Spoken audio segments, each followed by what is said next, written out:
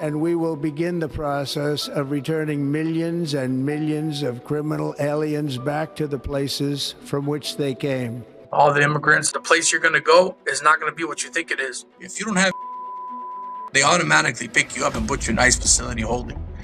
I was born in Albania. I was born in the hospital of Tirana. That's a place in Albania.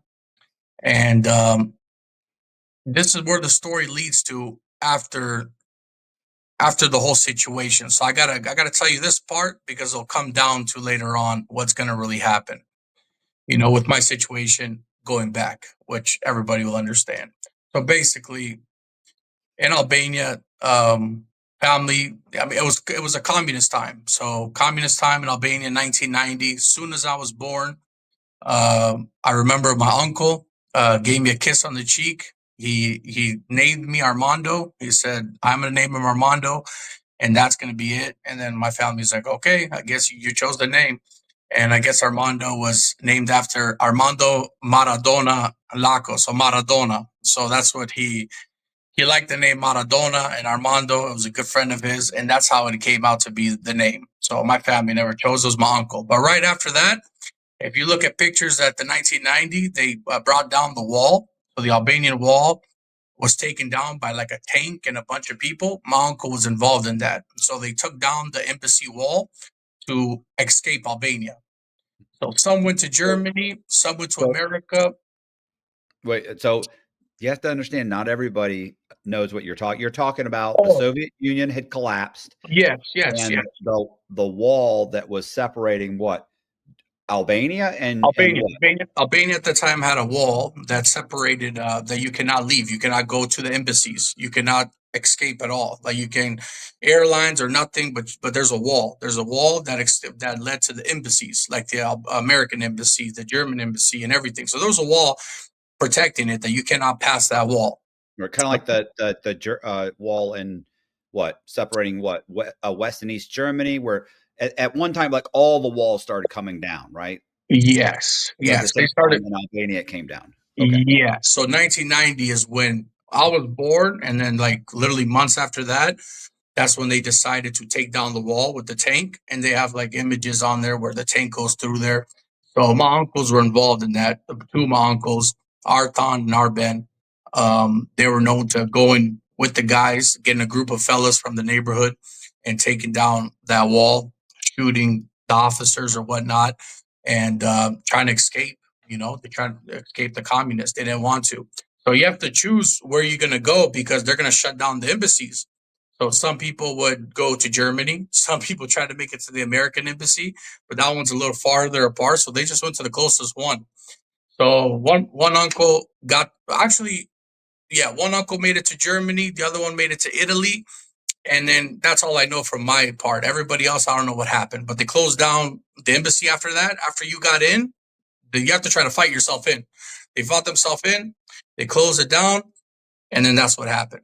So then after that, never saw my uncle again after later on down the road. So embassy, it's done.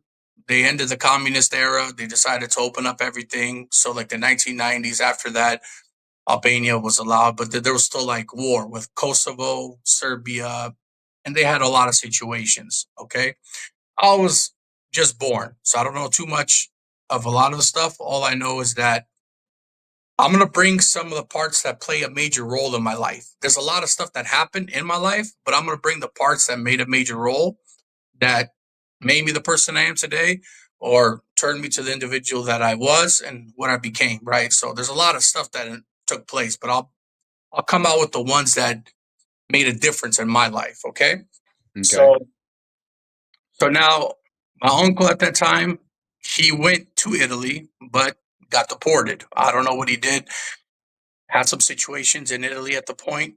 They deported him. So he came back. This was the uncle that's currently in Arizona and owns a pizza shop. Doing good now, changed his life around. But at the time, he was probably the worst of them all. And it's funny because you got the other uncle who's big, tough, huge, bigger guy, and everybody in the family's tall. Like we got genetics of being big and tall and whatever. And then this uncle's the shortest one, but the scariest and the deadliest of them all. So everybody looks at him. It's like, this one, he's the one. It's like, yeah, he's the one. So that uncle had a situation with a family back in the day, but it wasn't really a situation. This family is really well known in Albania. They were kind of mob related, bandits, if you want to call it. They would just go around and they would um, just go to any business and say, hey, you owe us money. We're going to protect your business. We're going to defend you guys. Nobody's going to come and mess with you. Here's how much money you need to pay us monthly. You know what I mean? So kind of corruption, well, kind of like the mafia did back in the day in New York or whatnot. That's what happened in Albania at the time. So they'll go to every business and then they would tax the business. My uncle at the time owned, I think it was a coffee shop, a little small coffee shop, sold burek. We had burek and baklava. It's kind of some Albanian dishes that we had. And the bandits decided to come over there. Last name, I'll say last name and they would know. It's the Berisha family. Okay. So the Berishas are well known. And one of the prime minister that nobody liked at the time in Albania that actually is doing house arrest now and doing jail time is Sal Berisha. Sal Berisha has a really bad record in Albania for corruption and everything else. So that's funny how the bandits and for some reason the prime minister, same name Berisha, but always said that they never were related to one another. You know, they never had it was just different names or same last name, but they have no connection at all. You know, they don't know each other. But for some reason, they always got away with everything, and they needed something. They would go to the prime minister. So that's back in the day. So, anyways, my uncle was hard headed. That's why he got deported from Italy. He's just one of those type of guys, and he just doesn't take no for an answer. He's just a very hard headed person. So the people came over to his shop and says, "You're going to give us this much of money, every month, and we're going to tax you, and we've taxed everybody around here, and that's how it's going to be." And my uncle said, "I don't even make that much money. How can you guys tax me? I don't make that much money. This is Albania. We barely make enough to live." Individual goes, "Doesn't matter. I mean, that's how it is. Or your shop's not going to be here no more." And then, so my uncle said, "You know what? I don't want to have any problems. Why don't you come back tomorrow and I'll have that payment ready for you?" Individual said, "Okay, we're ready to go." They left and they came back the same day. Two fellas. This is coming from my uncle, but this is also coming from, I like to see proof. I'm a type of guy that likes to see proof. I don't believe anything anybody says, but he's got magazines and everything that I can even show you, like magazines of all the stuff he did. That's why he's an American citizen, and that's why they gave him refugee, and that's why he's in America for protection. So individuals came back, asked for the money. He said, "Yeah, let me get it from you. It's in the back." Came out with a gun and shot him. Shot them both, I think, three individuals inside the coffee shop. One of them was paralyzed, and that's the person that has a problem still today. He's paralyzed from the waist down. He's like, and then the other two lived, but they got hurt, but they got back inside their vehicles and took off and went to the hospital. Okay. So, anyways, he said, "They're going to come back for me. Let me just close down the shop." Closed down the shop and said, "Forget about it. I'm just going to relocate, do something else." So at that time, he was in Duras. It's just a place outside where we kind of like, it's where the beach is and everything. It's a tourist attraction. A lot of people might have visited Albania and went to Duras. So he said, "I'm going to relocate." Well, it's not that easy. These people have connections everywhere. There's no chance to relocate. So what I remember is, I don't remember it physically, but I remember the noises. I remember the noises, and I remember the crying, the screaming, and everything. We were in the car. Uncle's in the back seat of the vehicle. My father was driving at the time. My mother was holding me in her hand. I was just born, probably 2 years old, 3 years old at the time, and individuals. My uncle said, "Stop a little bit. I see something weird. Don't drive too fast."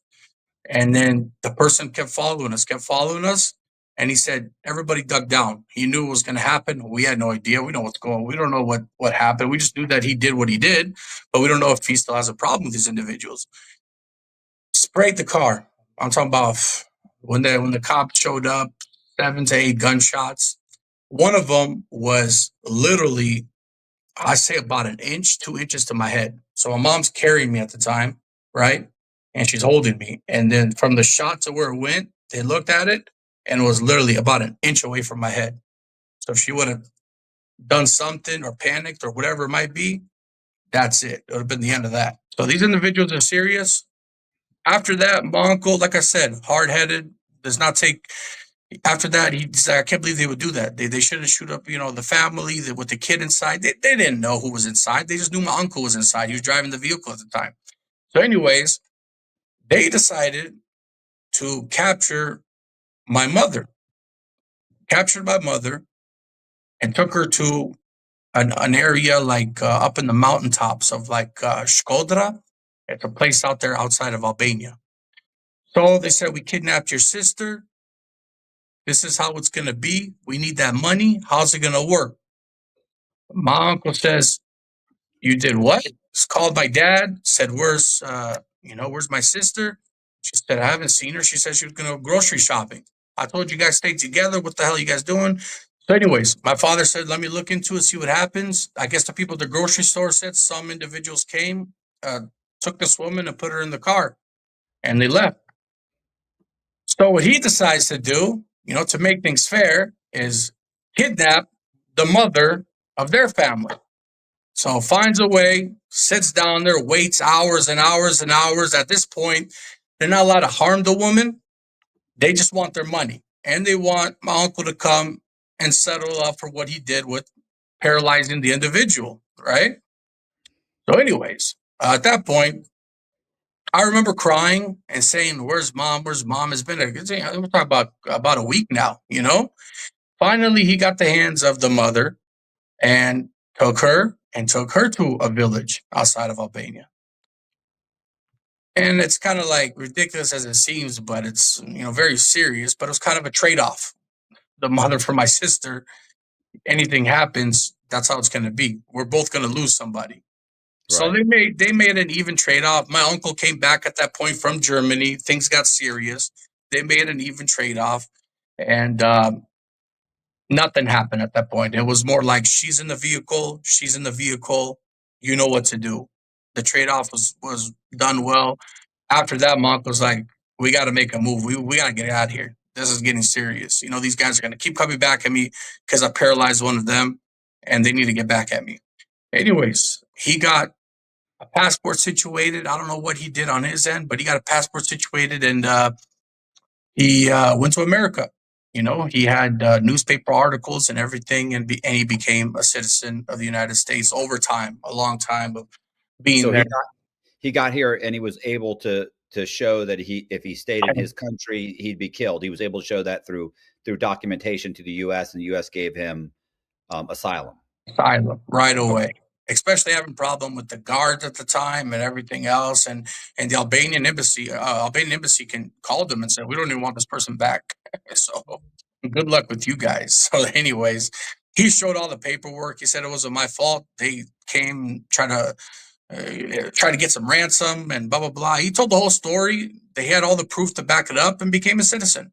But that was in time. In America, it's very difficult with immigration. It takes a long time. It's not as fast as other countries is. But at that point, we needed to go. We needed to figure something out. He left. So he left us some money behind. My father got a visa, and my father went to America with a visa.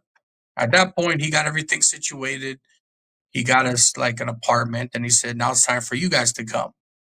My uncle in Germany situated a way for us to come to America with, it's all documented right now, but using fake passports. I've been using Mando's whole body deodorant, and let me tell you, you can use it anywhere. Pits, balls, thighs, and even your feet. Mando's powered by mandelic acid. so it stops odor before it even starts. It blocks odor all day. I'm talking 72 hours. I love the scents too. My favorite is bourbon leather. It smells amazing. You can choose from other fresh options like Cloverwood and Mount Fuji. And the best part, no baking soda, no parabens, just clean, safe deodorant for your whole body. I've added Mando to my daily routine, and honestly, I feel fresher and more confident. It works way better than just showering alone. Mando's starter pack is perfect for new customers. It comes with a solid deodorant stick, cream tube deodorant, 2 free products of your choice, and free shipping. As a special offer for listeners, new customers get $5 off a starter pack with our exclusive code. You'll get 40% off your starter pack if you use code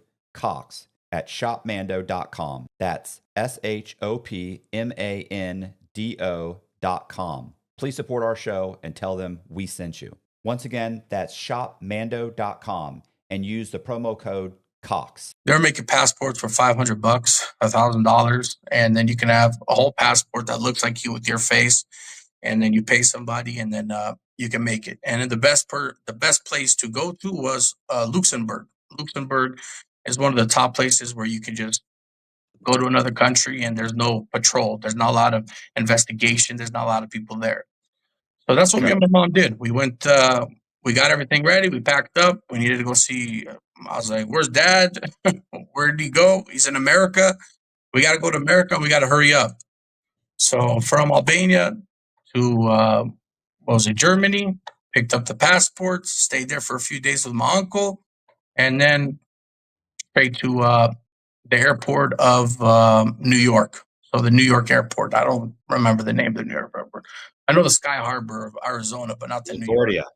Is it Kennedy or no? What is it? Kennedy? Is it LaGuardia in New York? Anyway, yeah, one of the airports in New York. And then my mom said that they caught us in New York. They actually caught us, and they said these passports don't look. But I was crying. My mom was crying, and the individual let us go. He was like, you know what? Just go, figure it out. I don't know what's going on, but everybody's crying and something's happening here. So you guys can go ahead. Like, he really didn't take a really good look at anything, to be honest with you. He just saw the name and saw how sad we were and let us proceed. After that, stayed a couple of days in New York. An individual picked us up, drove all the way to Arizona, where my dad was.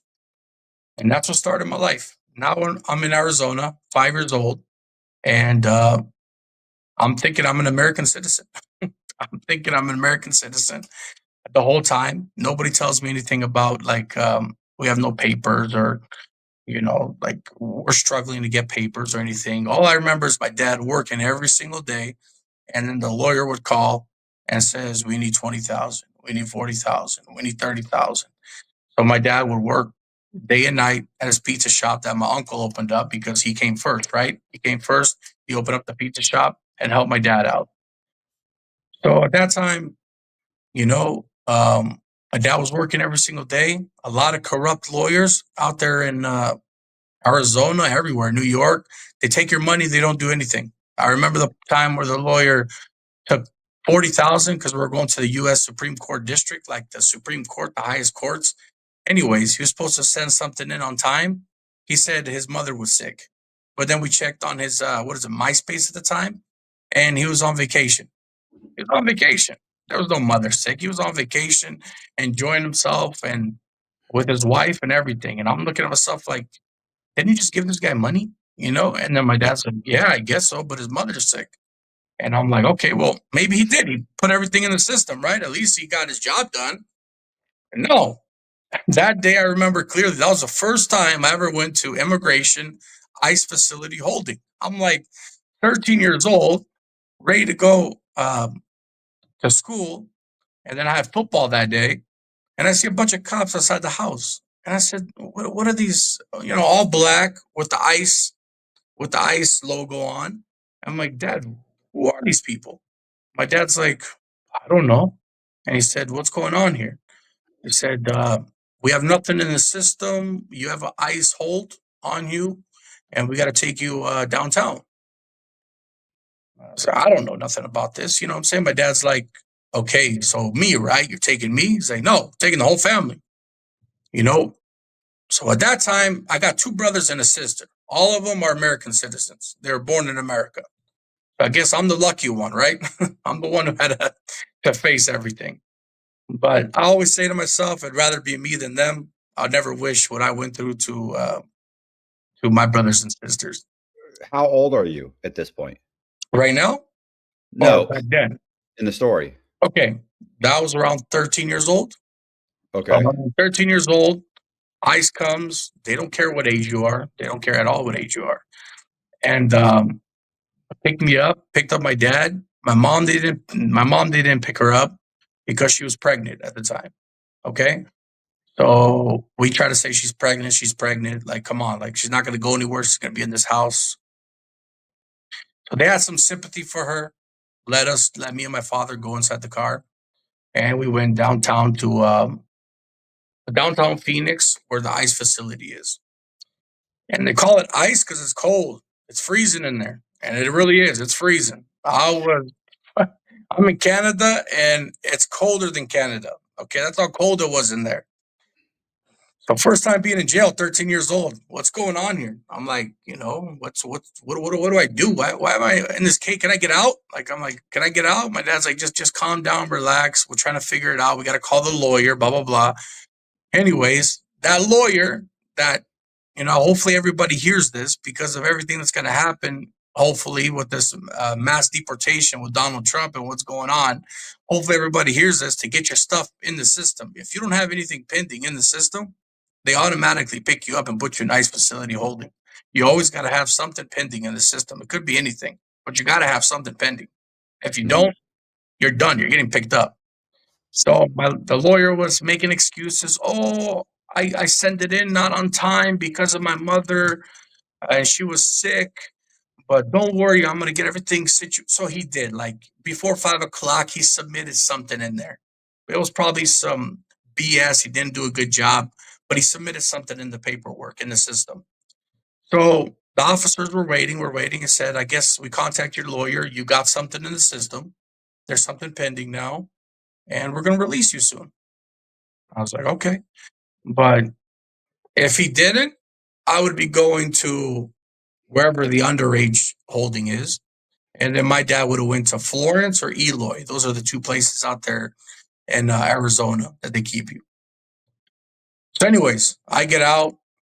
After that, we celebrate. We think that, our lawyer did a good job. We go out there and have a dinner, have a good time. We're thinking it's all over. The lawyer took care of it. So anyways, after that, I continue my life, right? Football, good kid. I'm talking about didn't drink anything since after high school. Just focused on football. Was always playing like I got like magazines right here. This is me like on the Boulder Creek football team, right here on the very side over here.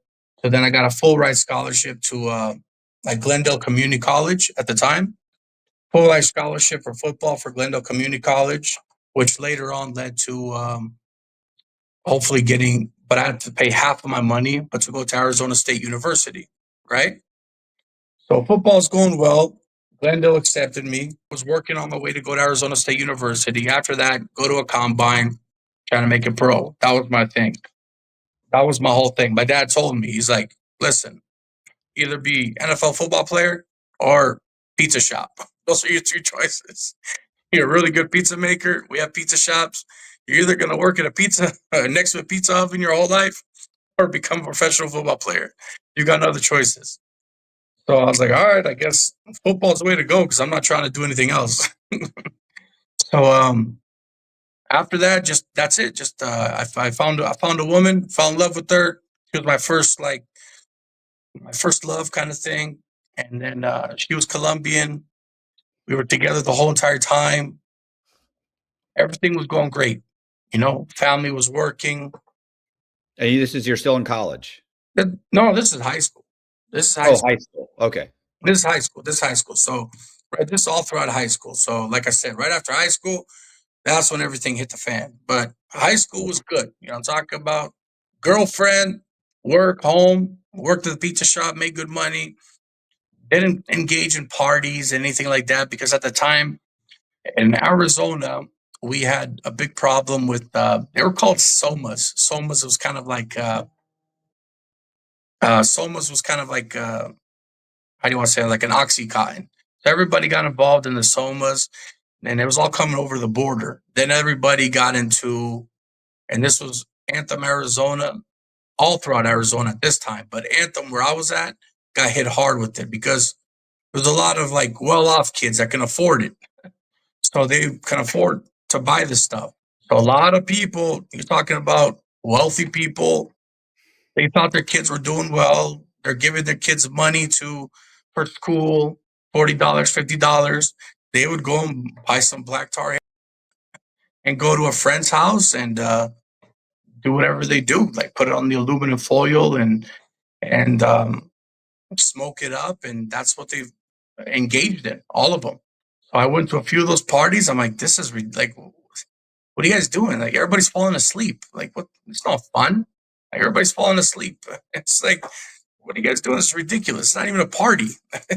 So I went to a couple of them, and I never engaged into it. But that was a pandemic. It hit hard. It was coming all through the border of Mexico, and then they would come over there and they just black tar. That was the thing back then, and lost a lot of friends through it. You know, a lot of friends. I can name them: Harlan Plass and Sloan got involved, and a lot of good friends. They got into it. Some of them got clean.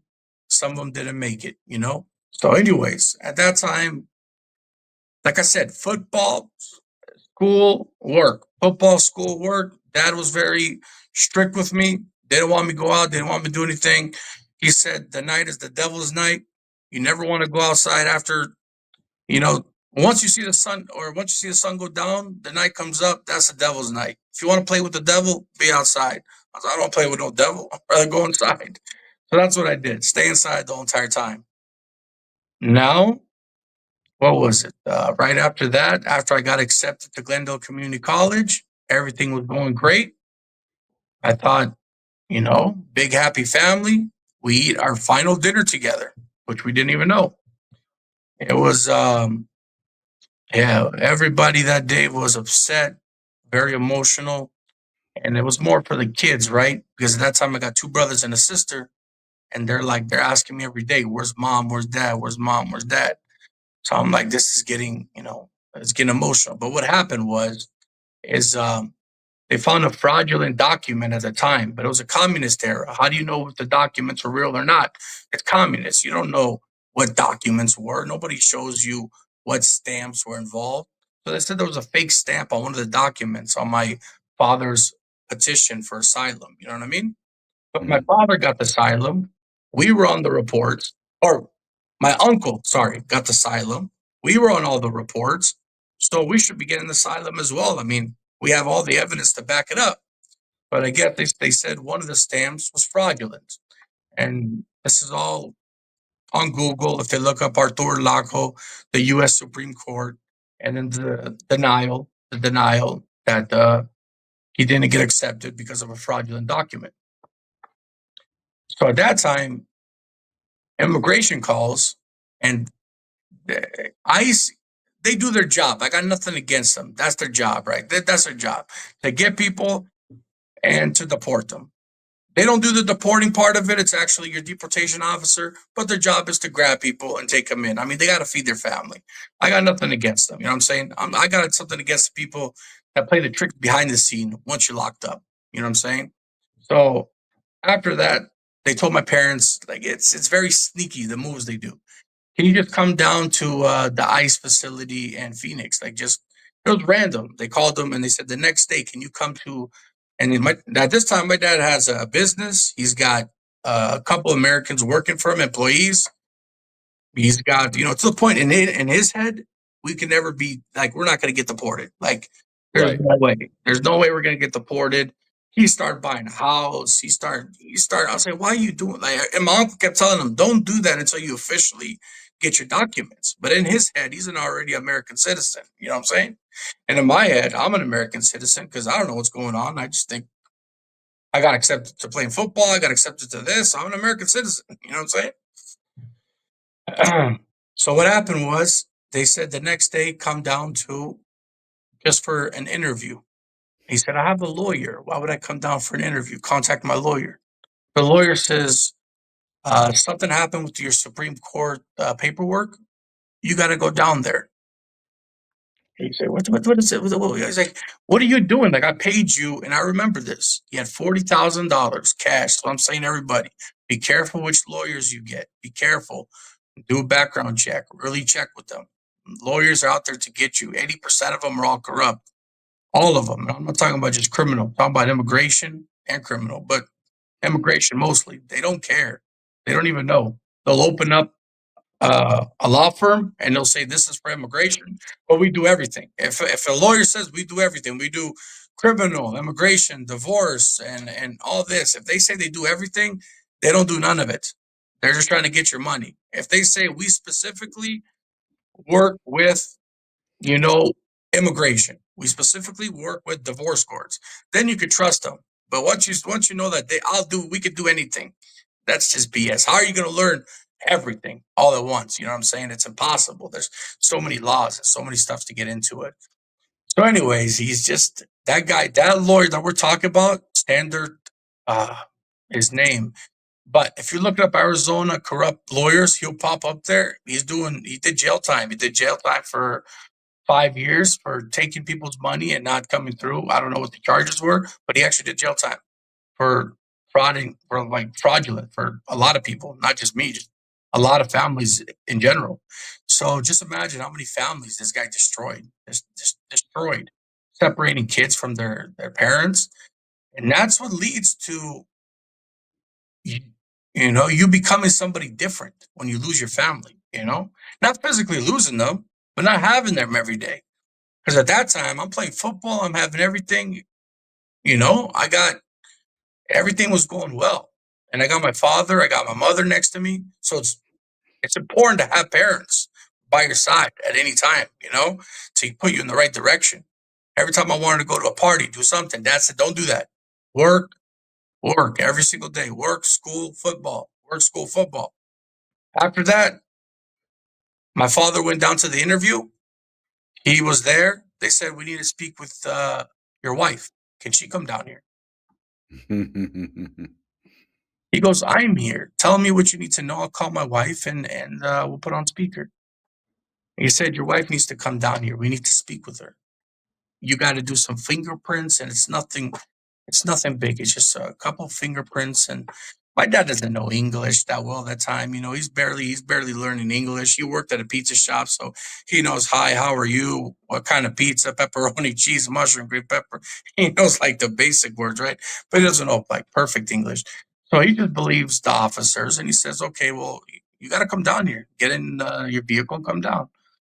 And then he goes, okay, but I'm going to bring Armando to translate for us to see what's going on.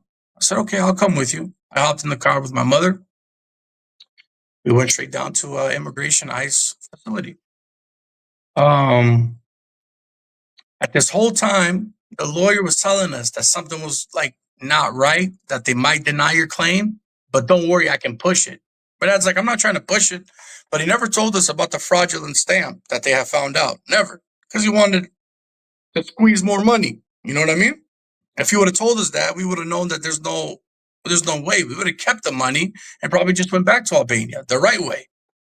And then just fought our way to come back to the country since he has U.S. citizen kids. You know what I mean? But right. we would have saved a bunch of cash. But he never told us that. He just said, don't worry. It's just, this is how the policy works. You just got to go down there for the interview, but it's okay. Nothing's going to happen. Okay, nothing's going to happen. Listen to the lawyer. We go down there. My mother walks in. At this time, she has diabetes. She has anxiety, depression. It's having her like my brother. So my brother. She went through when she had the baby, she went through a hard time. So it caused a lot of depression, anxiety. I don't know what happened, but after she had my brother, something happened to her mentally. You know what I'm saying? She's not like a horrible person or freaks out or does anything crazy. She's just always scared and anxious about stuff. So when she's walking in, she's getting nervous. I see her shake. I'm holding her hand. I said, everything's fine. Nothing's going to happen. Soon as they walk in, As soon as they see her, they say, "Can you guys stand up, please? Handcuff, handcuff." I go, "What's the handcuffs for? Like, should I contact the lawyer?" The lawyer knows. What does the lawyer know? He told my dad everything was okay. Okay, you're coming down there for an interview. Well, you should really, what the officer said exactly was, you should really know who your lawyer is and be careful and what lawyers to choose. If that's what if that's what he told you. So I'm thinking at this time, what? So I called the lawyer. I'm like, they're in handcuffs. What are you doing? What's going on here? And then he goes, they shouldn't be in handcuffs. Everything's in the paperwork, like stuff's in the system. I was like, no, they're in handcuffs. And at this time, he told us something was going to happen. And I told my father, I said, why don't we just go to Canada? You know what I'm saying? I was like, and he thought it was a stupid idea. But we have an asylum. If we went to Canada, they would have proved Canada's more lenient. They're more accepting towards people. Right. And, a lot of, I mean, you can see what's going on. They accept, like Arabic, like if you're Muslim and you're Christian and this and that, and you can prove it, they'll give you papers, they'll give you everything in Canada once you come.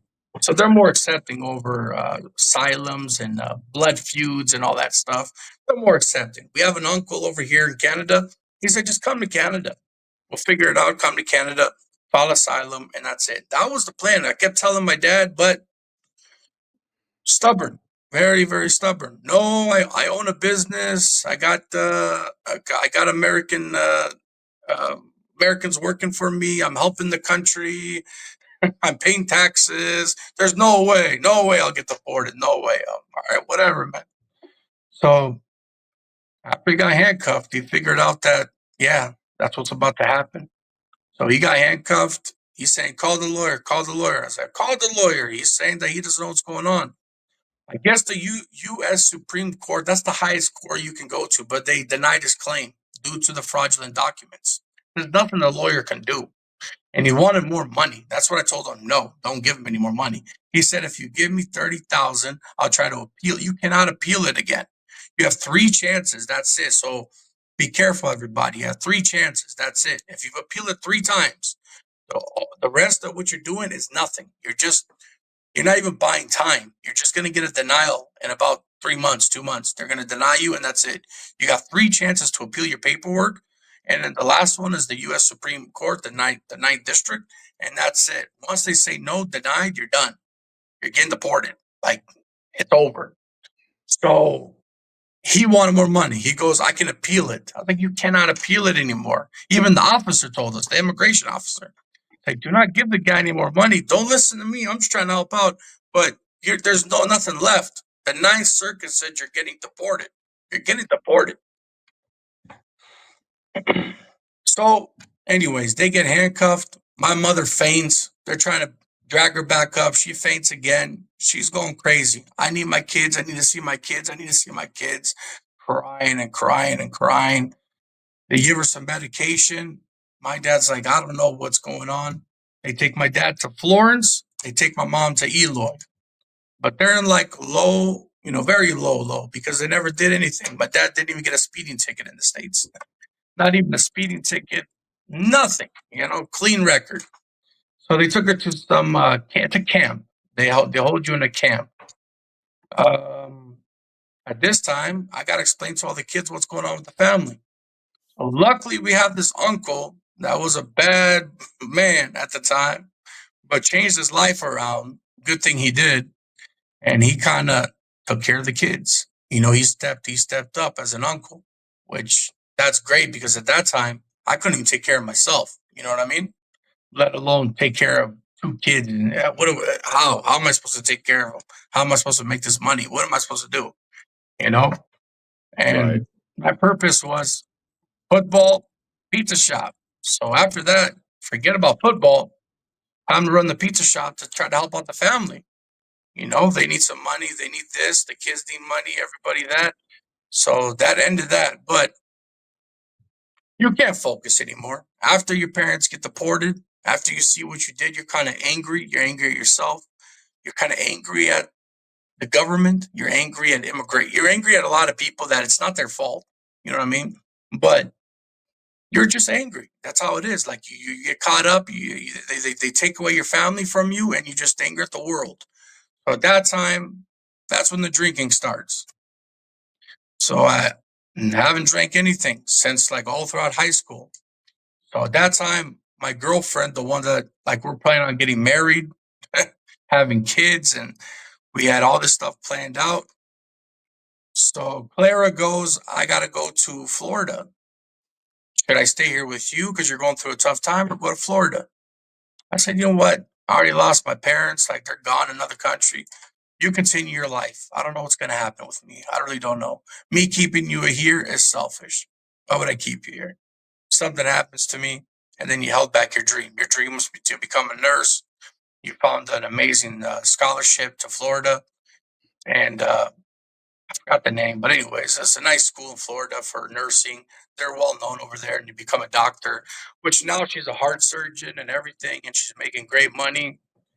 And should have married her, but anyways, they didn't have a choice on that end because what happened was here's how it escalated. So, anyways, now she's gone. Kiss goodbye. We see each other a couple times. We meet. Last time we meet was in Vegas. This is like my high school sweetheart, first love, everything. You know what I mean? Right. So it meant to me like my family. You know what I mean? So losing her was like, wow, I can't believe this happened. So now she's out there in Florida, and whoever says long distance relationships work, it's all a bunch of BS. They don't work out, long distance relationships. Long distance relationships never work out.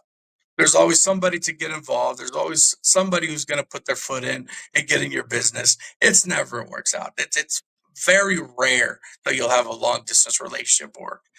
So Right. she ends up finding a doctor. And that's Colombian, not Albanian, speaks her language, knows how to be romantic and nice. At that time, I'm drinking every day and I'm a mess. My family's deported. I'm angry at the world. She finds this doctor. There you go. So I end up losing her to the Colombian doctor that I wish them the best now. You know what I mean? They got kids and everything. They're married.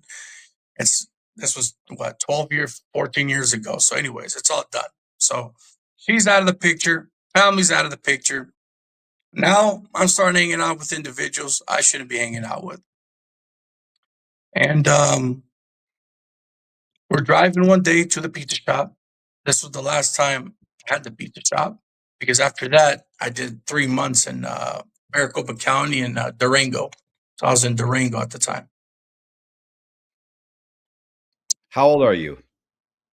That time, so 2009, I graduated. 09, the school of, class of 09. And 1920. So around 19, 20 years old. And Okay. yeah, and at least, so deportation was 2012. 2012 was deportation. Yeah. So then, anyways, right after that, I had to take care of the pizza shop. My dad said, take care of the pizza shop.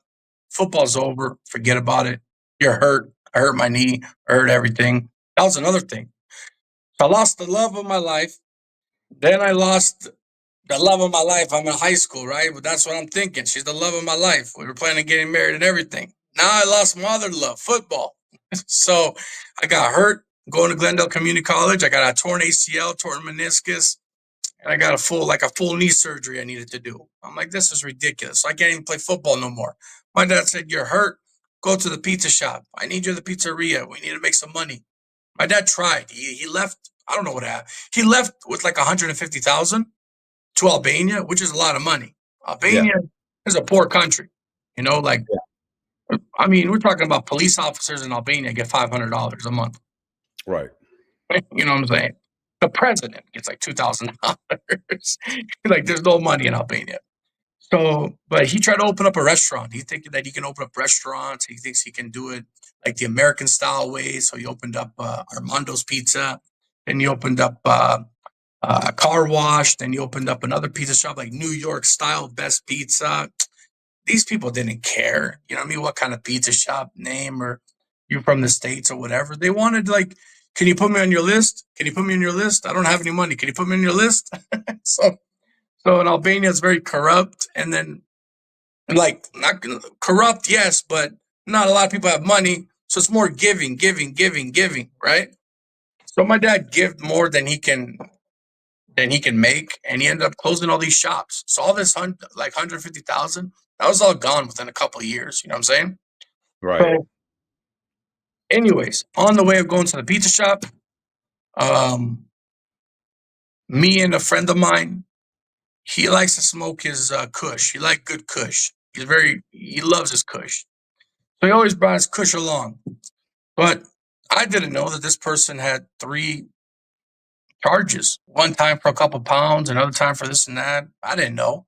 I mean, I knew of him, but he never told me like his record or anything like that. We never got involved. He was just, he worked at the Friars. He made sandwiches, and I did pizza, and I did the rest, right? And he would go and help me out at the pizza shop. I'd give him some money. He'd buy some Kush, and that's it. Officer pulls us over, he knows the individual, and he's following us. I said, why is this? It looks like an undercover. And he's like, it is an undercover. And I'm like, why is he following us? And he goes, I don't know. So he puts something right in the back, like just tosses it in the back of the seat, you know? So I'm thinking to myself, like, he's like, yo, what are you doing, man? He's like, nothing, like, they might say something about the Kush. And I'm like, it's not, I was like, that's like not even an ounce. It's nothing. It's not a big deal. Anyways, he goes, whatever, just drive slow, blah, blah, blah, be calm. Okay. Anyways, lights go on. They ended up finding them Kush, of course. What's going on here? Do you have any in the car? I don't know what to say. We were always taught, like, don't say nothing to cops. Don't say nothing to anybody. So I was like, I don't know what's in the car. It's your car. How do you not know what's inside of it? He's doing the light thing. This idiot puts it like right in the back seat. So the cop looks at it, like, he goes, oh, what's that bag over there in the back? I go, I don't know. Do we have the right to check, or we got to get a warrant to go inside the vehicle? Now, this is the first time that, I'm getting pulled over by a cop and getting into this criminal thing, right? Now, I'm not used to it. It was all football, school, work, good kid, right? So I'm like, all right, whatever. I was like, yeah, I didn't know any, like, get a warrant or do this. I don't know anything. I just said, yeah, you can check it out. I don't know. Check out what's in the vehicle. He's like, so whose is this? So somebody had to take the charge. You know what I'm saying? Somebody had to say it's mine. So he's like, you're the person driving the vehicle, so supposedly it's yours. He runs our records. Mine's clean, no record, no nothing, right? Checks him out. He's got 3 records for possession, for sale, for everything. So he looks at me. He goes, bro, you got to take this, bro, please. Like, I'll be going in for like 2-3 years. I'm gonna be doing some time. This is like my 3rd, 4th offense. I'm on probation and everything. I'm like, what? You tell me all this stuff now?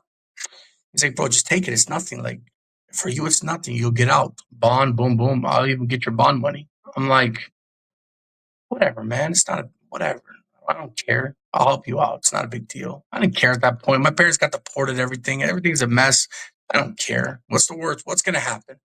Right. You're not realizing what's going to happen as a result of a charge while you're trying to get citizenship. There you go. Very smart. So at that time, I go, it's mine. It's my vehicle. It's my bag. Officer looks at me. He knows he wants him because he sees the charges. Are you sure it's yours? Pulls me over to the side, talks to me. This is all on Google and everything. They got me for possession of trafficking, and then like resisting arrest because I didn't want to go in the cop car. I'm claustrophobic. I'm like, bro, I'm not getting that car. It's too small. So they got me for resisting arrest and all this BS, right? So after that, he goes, I'm like, what is this? I'm getting arrested? And he goes, yeah, you are. I mean, it's a serious charge. I'm like, what? What serious charge? I'm looking at my buddy. My buddy's like, bro, don't worry. Like, don't worry. It's nothing. You'll be out right away. I'm like, all right, whatever, man. Just call my uncle. Tell him to get me out. So anyways, he goes straight to my uncle, drives the car, takes me. They take me down there. Fingerprints First time. Now that opens the door to being in trouble now. So fingerprints in the system, they do everything. They do the fingerprints and all that.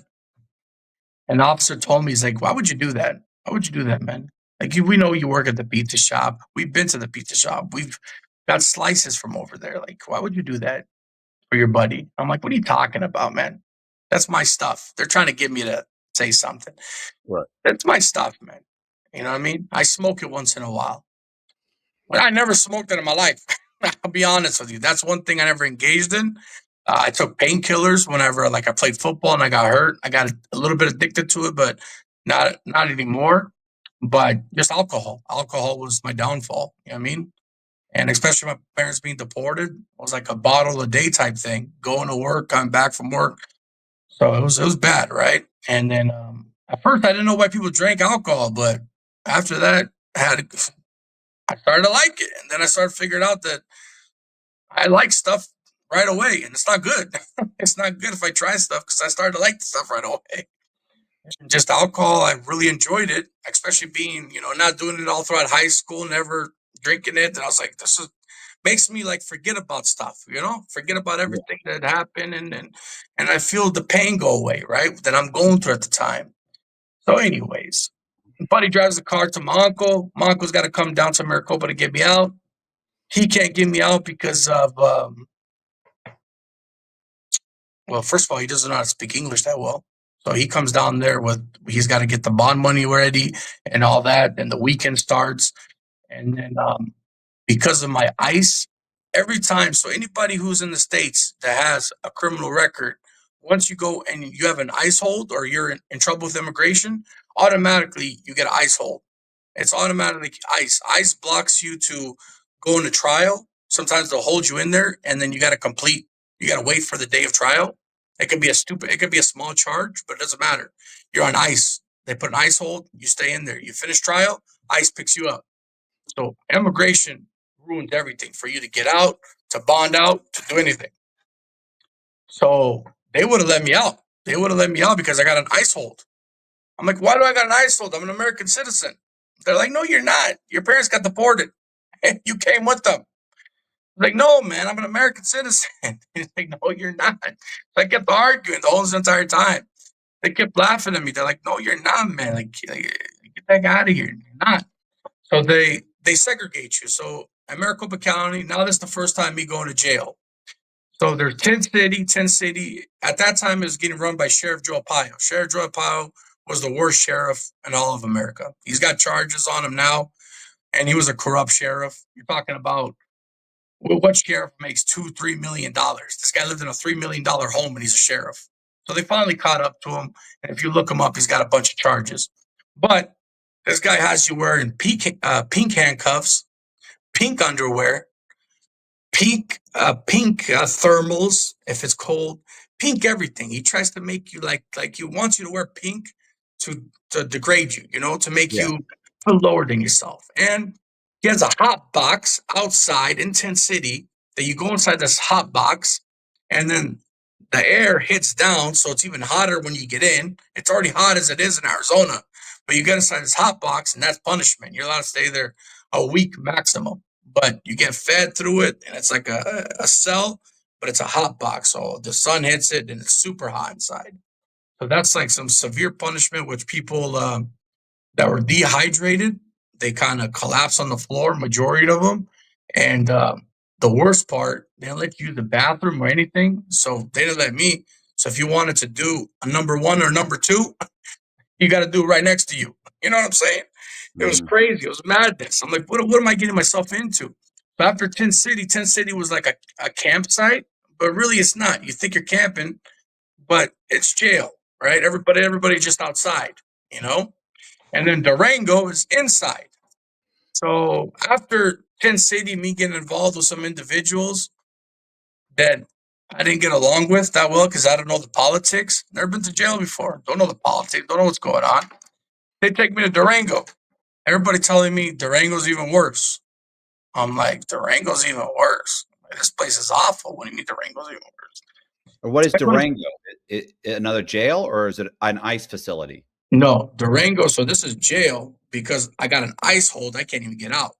So they're letting me figure out this case. Are you trying to take a trial? You want to take a plea? What do you want to do? Well, what about this case? Everybody's telling me, they're like, dude, you got an ICE hold. You got to fight this case. Yeah, But you got to beat this charge so you can get the ice hold taken off. exactly. Or well, the ICE hold, yeah, will be dismissed, and then you got to contact a lawyer to try to figure out another way because I'm already on the point of deportation because of my parents. But the only thing that's keeping me at this time over there is we did an adoption where my uncle adopted me. See what I'm saying? So they thought that. So it was a quick little move.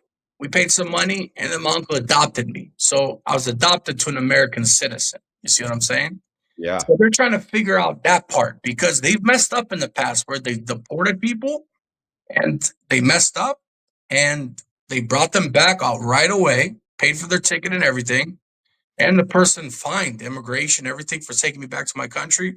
And they got paid millions of dollars for people that were illegally deported when they shouldn't be, right? So they really got to be careful before they deport you. Very, very careful. So in my case, they're not trying to do anything. They're trying to wait. They're trying to see what's going on with my immigration. But they don't care. They're waiting for that plea. Take the guilty plea. Now we got something else. Your parents were deported, and now we got that you got a charge now finally in America. You see what I'm saying?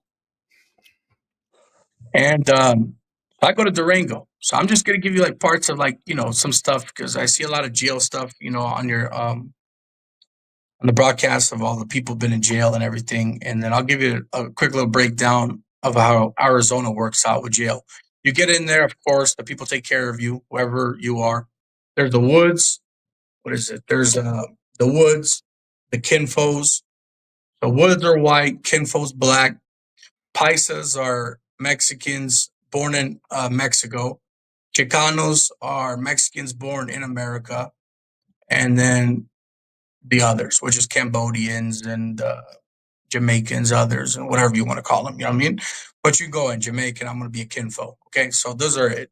So automatically they see me, I walk in, I look white, I'm Albanian, you're white, whatever, you're European.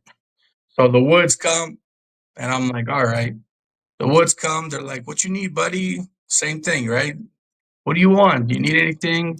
He makes the bed for me, they're making the bed for me and everything. They're giving me some fresh toothpaste, fresh stuff, noodles and crackers and all kinds of stuff. They take good care of you when you go inside there, right? Which I Shower didn't know. slide. They give you a lock to use until you can get one. Yeah. And then the other one gives me a nice little dagger. I'm like, I don't need this. What I need this for? I'm like, what do I need this for? And he goes, you might need it. And I'm like, no, man, I'm a big guy. I play football. It doesn't matter in there, The dagger can do some damage to you. It doesn't matter how big you are. So then I was like, no, I'm good on that for right now, but I appreciate everything you guys are doing for me. So I guess I'm a wood. Without even knowing about it, I'm a wood. I'm like, this is ridiculous. I didn't even choose to be anything. Like, I didn't want to be involved, but boom, I'm a wood. So they're like, you got to go meet the chief. And I'm like, all right, what is that? He's like, the shot caller. I'm like, all right. So I go meet the shot caller, and then some biker guy with a mullet, big mullet, he was buzzed up. And then he looks at me. He's like, finally, he goes, a wood with some size on him. All you woods out here, all you guys look like meth addicts. He's like, finally, we got somebody with some size. And then I was like, all right, whatever. It's like, so I guess you're the shot caller. You're supposed to give me something important. Like, you're supposed to tell me something important. Here's the rules. We don't engage with the kinfolks. We don't engage with the paisas. We don't engage with everybody. We stay together. You got a problem with anybody, you got to come to me.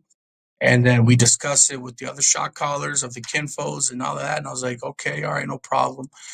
Shower up, boom, boom, shower up, and then go to your room or go to the place that you're situated. I think it was like B4, so I was on B4. But the worst thing about Durango is the cell doesn't close; it's open. So it's just 4 beds, 2 beds, two on the side and 2 on the other side. So 4 people. but it doesn't close. You don't close. It's open. The facility, it's an open facility. But Right. there's a time. After 9 o'clock, nobody gets out. Unless you got to go use the bathroom, you can walk and go use the bathroom if you really need to go, you know? Right. But there's no closing. So I guess their program was one person keeps an eye out and the other person sleeps. So I guess every day it changes up because you don't know who's going to come to your room at night and who has a problem with who. So I'm like, this is ridiculous. So I guess one night, no sleep. You sleep during the daytime. So I was like, all right. And they're like, hey, you got to keep a lookout for tonight. I'm like, are you serious, man? So I'm waiting over there and I just wait the whole entire time until everybody wakes up. And you just got to keep a lookout for nobody to go in your room. They don't close. That's crazy. I've never seen that before, but they don't close. It's just open facility. Like it's an open. Now you can't leave and go out to where you're just in your bubble, but it's an open facility inside your bubble, right? Yeah. And then we call it an open bay in the where you've got walls, but there's no door. You got like a half wall. A half wall. Perfect. Exactly what you said. It's a half wall. So I'm like, okay, well, I don't know what's going to happen. So I just keep a lookout. Nothing happens. I get sleep during the daytime. Next day, buddy takes over. Jamaican guy just came there. I guess he was an immigrant. And I got along with everybody. And the name being Armando, it's Mexican. So it's like everybody thought I was Mexican. So they're like, what's your name? I was like, Armando. Like, Armando. Hey, Armando, ¿cómo estás? I was like, yo, bro. And, oh, man. Albania. I just gave up after that because everybody thought I was Mexican, and then I had a tan from playing football. So I get really dark, right? In the summertime. So I look Mexican. So then they're like, hey, Armando, ¿cómo estás? Da, da, da. And I was like, all right. So I got along. I always got along with all the Mexicans. I never had a problem with everybody, all the races. I didn't care. I just thought that whoever was nice to me, I was nice to them. That's how I was going to do. Shot caller gets mad, calls me out, says, yeah, man, interacting with too many people, calm that down a little bit. I'm like, all right. I guess I will. No problem. I mean, I can't talk to nobody. Say, you can talk to somebody in there and there, but not all day. You're hanging out with the Mexicans all day. Like, we don't do that around here. I was all right. So I got to hang out with these guys, but I got no conversation with them. At least with the Mexicans, we could talk about stuff that, like I got conversation because that's what I hung out with on the outside. You know what I'm saying? Right. So with the other, the Woods, they were just on meth and they're talking about crazy stuff. And, me, like I told you, I drank after high school. Was involved in that stuff. So I don't know. They're talking about crazy stuff. I'm not even engaged in that. I want to talk about sports. I want to talk about, some soccer, whatever. So anyways, they got a small TV, very small, very, very small TV. And guess what channel they put it on? Take a wild guess. What, the Woods? No, just like everybody in there. We have a small TV that everybody watches. It's a very, very small TV, like super small, but that's our TV. And what channel do you think they put it on? What, the Spanish channel? The food channel. Food channel? Okay. They put on the food channel to show you how amazing, delicious dishes that they have on the outside. That you're not eating. That you're not eating. So Durango was, if you have no money in your commissary, you're dead. You're going to die from starvation. They feed you in the morning, 6 o'clock or something around there. And then they give you peanut butter jelly sandwich, a banana, an orange. Most people use that to make hooch. Hooch. Yeah, there you go. I guess you know. So then hooch. So they make their hooch with that stuff. And then anything sugary or whatever, they get their hooch going on. Say, can we grab the orange? I'm like, yeah, here, grab the orange, whatever. But that leaves me with nothing. I got bread and some peanut butter. I'm like, when is the next meal? I don't know this stuff. You got to put money in your commissary. You got to put money on this. I'm just figuring out later on down the road. But that's not enough food. So then at nighttime, you get slop. Slop is beans and rice that's been like sitting out there. I see the trays. Like I'm looking at the trays. They're outside. It's 120, 110 degrees outside. There's flies. There's bugs. They probably have done shit on it or whatever they've done. It's disgusting. I'm like, wait, it's been outside all day. You know what I mean? I'm looking at these trays all day, and that's what you get at nighttime. I'm like, I gotta live on peanut butter and slop. Like, what are you talking? I said, there's got to be another meal. So you're Well, really living. that's You're what really. being a nice guy. That's what being a nice guy and taking that charge for your buddy did.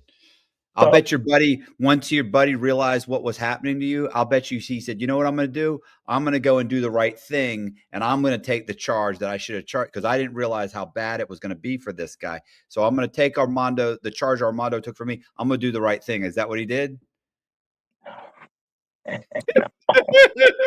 Because he's a good buddy. That buddy I haven't even spoke to after I got deported. He's not even what happened to you, where you at. I actually contacted him, and all I Yeah, said but I'll was bet you didn't put money on your books when you were locked up. money What on. about the money for the bond? But that's it. Yeah, that's what I was. That's what I was mad about the most. Here's where I got really upset. Didn't even go meet the uncle. He has my car. He's been driving around my vehicle. So I'm like, not even. I call my uncle. Finally gets worried. They found out I'm in jail. He's trying everything he can to get a lawyer to get me out, to get this ICE hold out. I said, did my buddy come? Did my buddy Josh show up? He said, what? Nobody showed up to the pizza shop. I had to call everybody, the lawyers, and then finally your lawyer told me that you were in Maricopa, like you were down here in Durango. I was like, he didn't come. He didn't come. He's like, no, where's the car? They had a Lincoln Navigator, gave it to my dad. My dad got deported, and it says Lincoln Navigator. The guy's been driving around doing who knows what. And that's what I get for trying to help the guy out. And I finally contacted him years later. I just said, thanks for that charge, bud. And he's just like, we were young and dumb, bro. Sorry. That's it. So, anyways, that's what I got to live off. I got to live off slop and peanut butter and jelly. So, we're fighting for bread. Basically, bread's keeping you alive. Bread. That's it. Bread.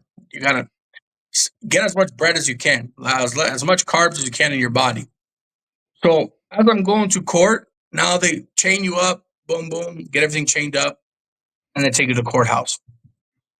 This is where I realized if I don't get out of here, I'm going to have some problems because either I'm going to die from starvation or something's going to happen. Because I ran into a fella, Francisco. I haven't seen Francisco in years. And I said, and he was going to the same thing because he's Mexican. He's got an ICE hold and he's going to get deported to Mexico. So I'm looking at him. He's like skinny. Francisco was 400 pounds. Okay. Ooh. So I'm talking about, this is why Durango County, that's why Sheriff Joe Pio is a straight up scumbag. And I hope he hears it. Straight up scumbag for everything he's done to everybody in that county. He's destroyed us mentally, and he's just a rotten, and he deserves what he got, but he still didn't get nothing. Like, it just, what? He lived his whole life. He enjoyed it with all the money he made. They didn't give me any punishment, but it's a straight scumbag. Everybody in that county wanted a hands on Sheriff Joe Pio. He came there to visit a couple times. They had to put everybody on lockdown because everybody wanted to put a hand on him. They hated the guy with a passion. So I see Francisco, and it didn't look like Francisco at first, but then I can remember by his face. And then he has a scar. He had a scar right here from back in the day.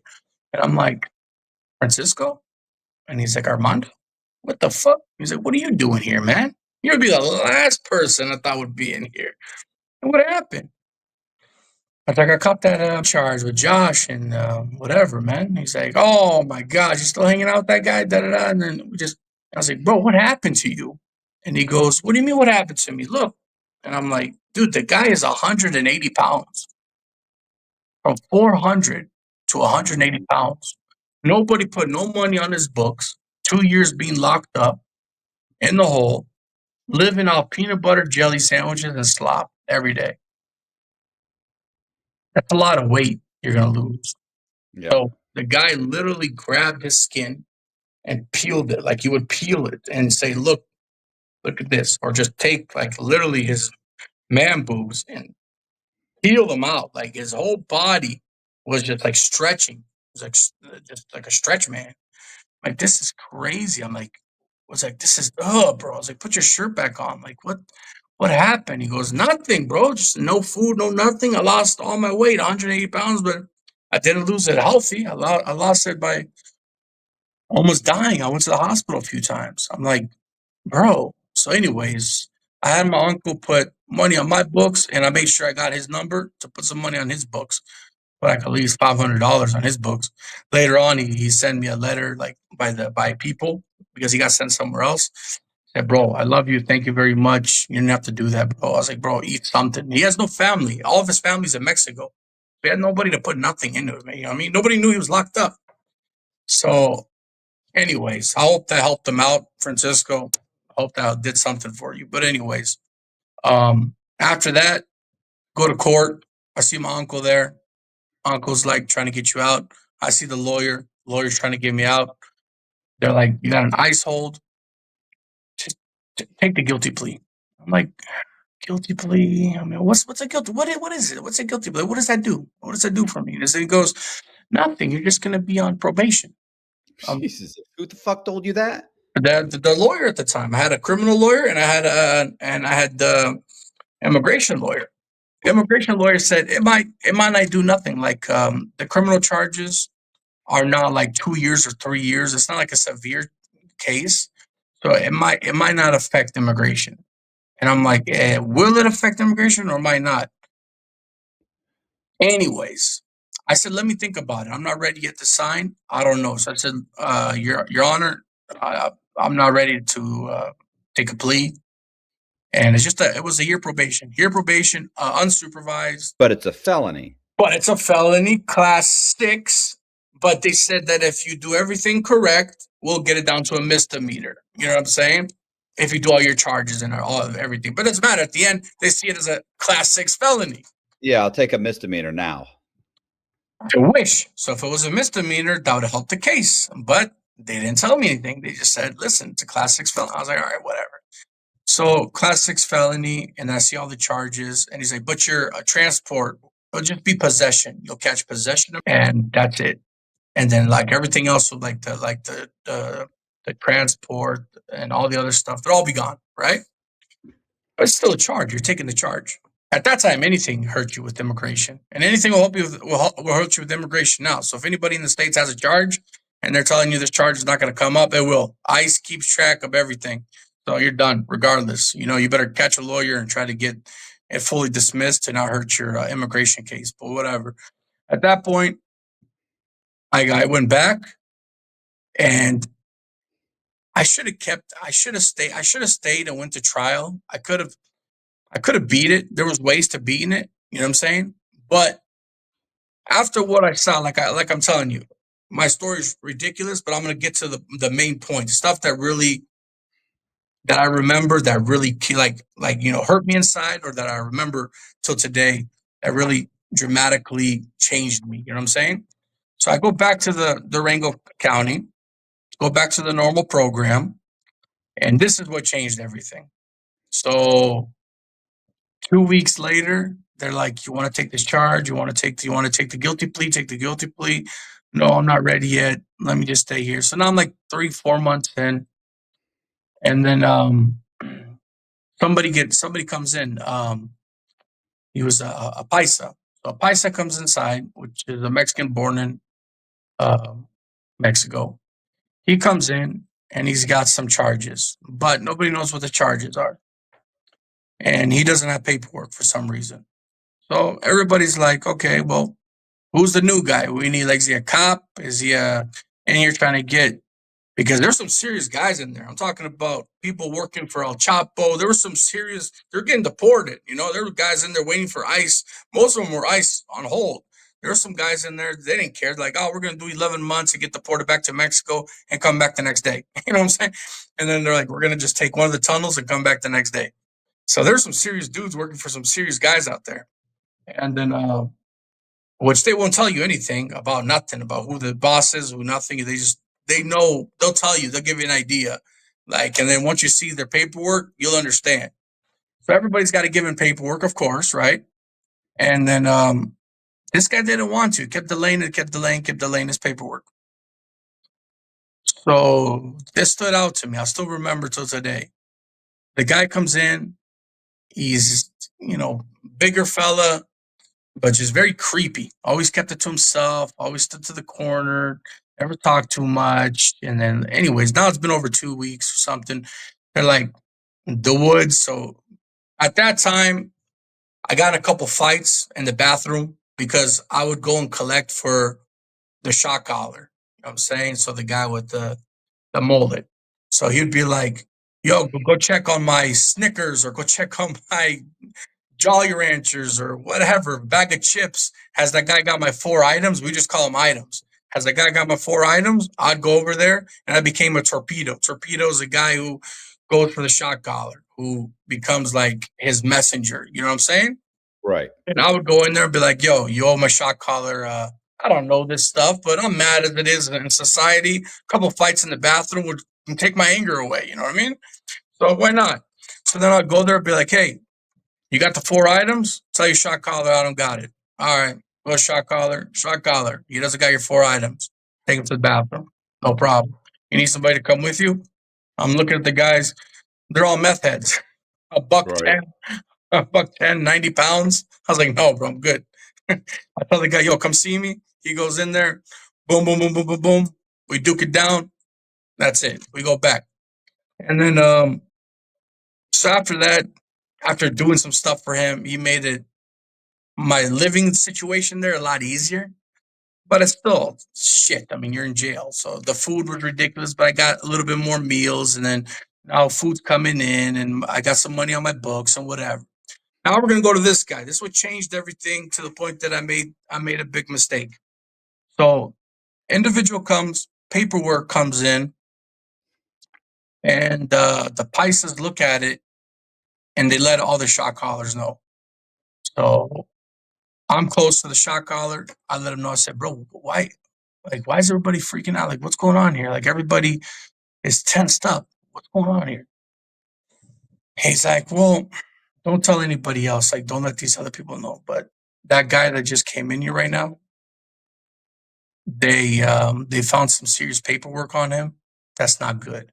I said, what do you mean? What's not good? Like, what did he do wrong? Like, well, what do you mean? Well, he's a coyote, and he was to bring people across the border, right? So they would give him payment. Even if they didn't have payment, he would say grape. So he would like grape Yeah. the kids, the mother, anybody. Doesn't matter if they have paperwork or not. So the father would be waiting in Phoenix. He would just do what he does to them, let him get in the car and go. And that's what he was there for like 20 or 30 families or something like that he would bring across. But then all the other essay stuff that he did, and then the grape after the offense, they got it all on record. Yeah. That's what he was there for.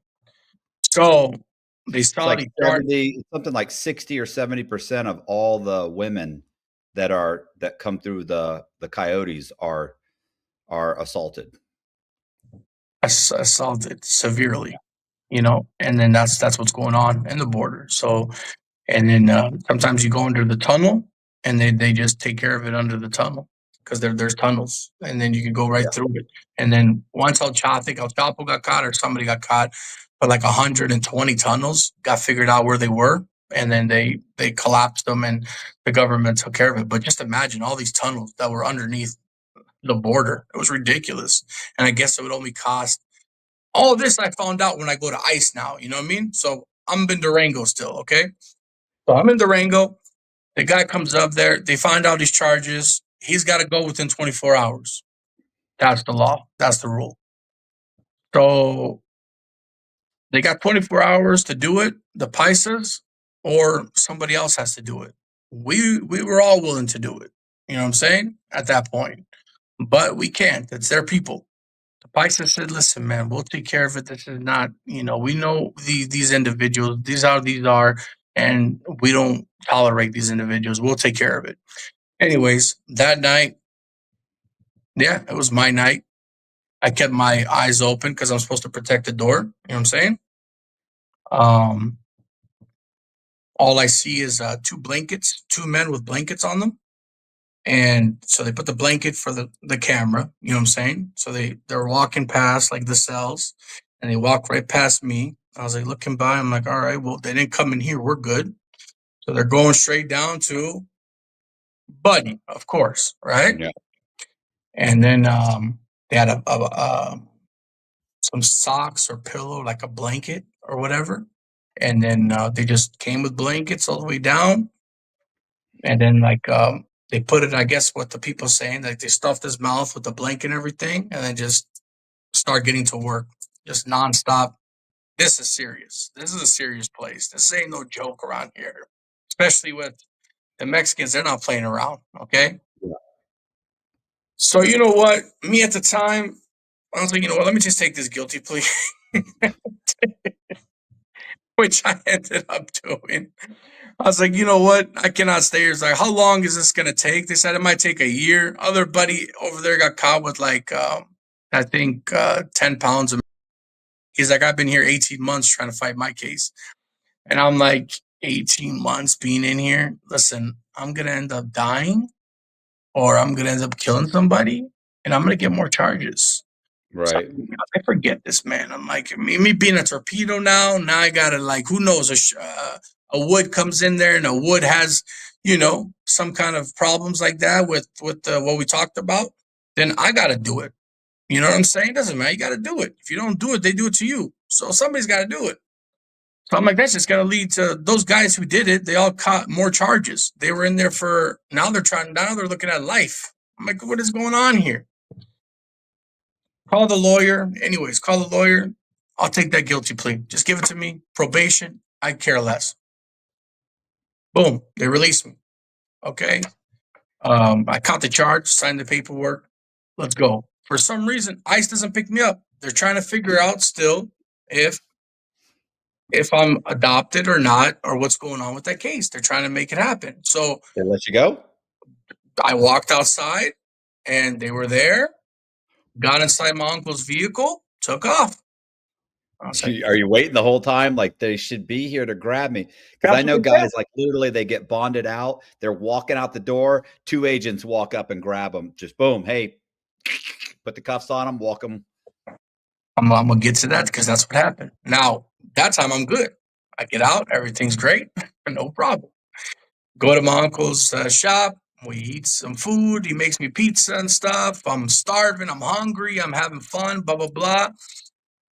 Now finally decision gets. I didn't know this, but now finally decision is that the adoption happened over the age of 18. It does not. You have to be under the age of 18.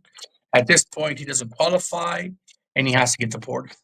You know what I'm saying? So now I got a deportation on my record, like guaranteed now. Now I can't do nothing about it. So, but they were there. They were there watching me, just smirking, laughing, and then I'm driving away. So now I got this deportation order. I don't know nothing about it. I'm feeling like celebrating. This is like a week after. I feel like celebrating. Let's go downtown, have a few bottles, whatnot. So we go there. I get some of the guys from the football team. We order a few bottles. We drink, party, have fun. Some guy comes. He's intoxicated, smacks the woman that I'm with, her ass. So I'm defensive on stuff like this. I don't like guys picking on women at nightclubs and like hollering. I've never been the type. If she says no, let her go.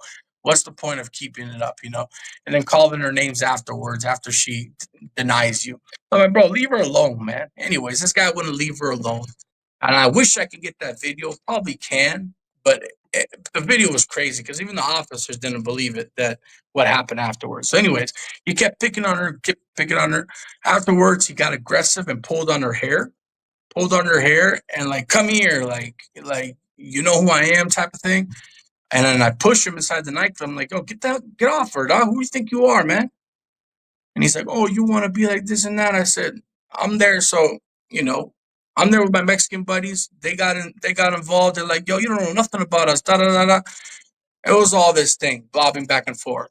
This guy leaves. I'm thinking he's gone. He's waiting in the back alley. So in Old Town Scottsdale is big now. After I lived back in the day, it was just normal. But I guess celebrities go there now, and it's like a big thing in Arizona, Old Town Scottsdale.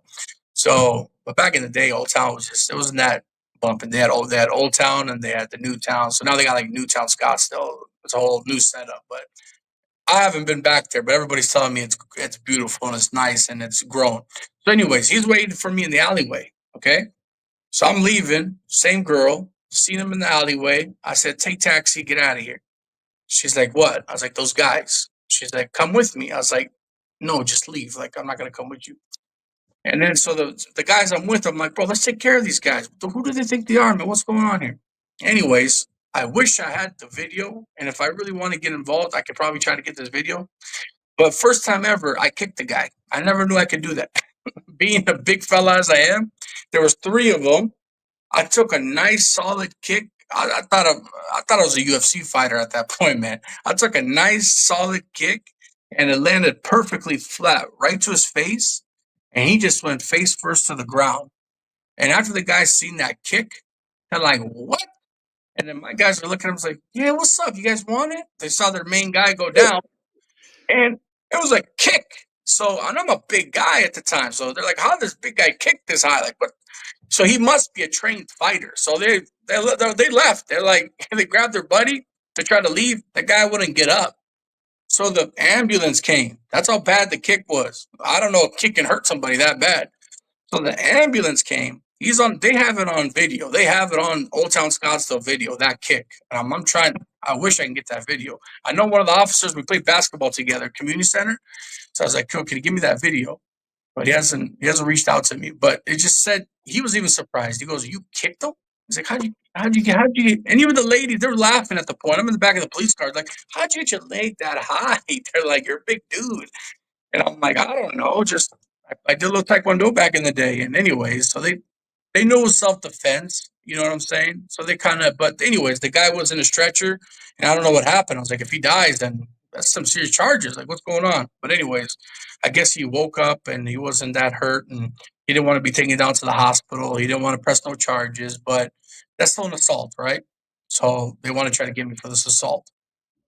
So instead of giving me like a promise to appear, like, we'll let you go now. You can appear on your own, you know? They decided to take me down, hold me down there. And then Ice hold. Guess who comes sees me? Guess who's there? So then I'm in jail, and they're like, we're gonna release you on this paperwork for you to leave. Just a promise to appear. Make sure you show up on this day. I was like, all right, no problem. Call my uncle from the phones there. I knew the phone to his. I don't know anybody's phone, but I know the phone to the pizza shop. Called the pizza shop. I said, don't worry about no bond money, no nothing. They're releasing me. And my uncle goes, okay, no problem. And then as soon as I walk outside, handcuffed. I look back, ice. What? I was like, what do you guys want? What are you doing? They said I got released. Yeah, from here, not from us. So then that's what starts everything. So then I'm like, okay. I'm like, so where are we going? So we're going down to a processing room down Phoenix, same place your parents went to. And then we're going to figure out a place for you to go. Like, all right. So anyways, it went from trying to defend a woman to about to be deported. So now I get picked up, get sent. And then my parents at this time is like, oh, he's going to a camp. So mom's like, he's going to a camp. So the camp that they were at, I guess they have like Mountain Dew and a fountain of drinks. They got a soccer field. It's like low. It's like it's a holding facility. It's not even it's a holding facility, right? So they got basketball, soccer. My mom's like, oh, he's good. He's good. He's gonna play some football, some basketball. They weren't worried about me, right? No, it's different. They took me to Pinal County Jail. So I didn't even go to Florence or Eloy. They said this guy's a high risk, and then some other like minor stuff that I got.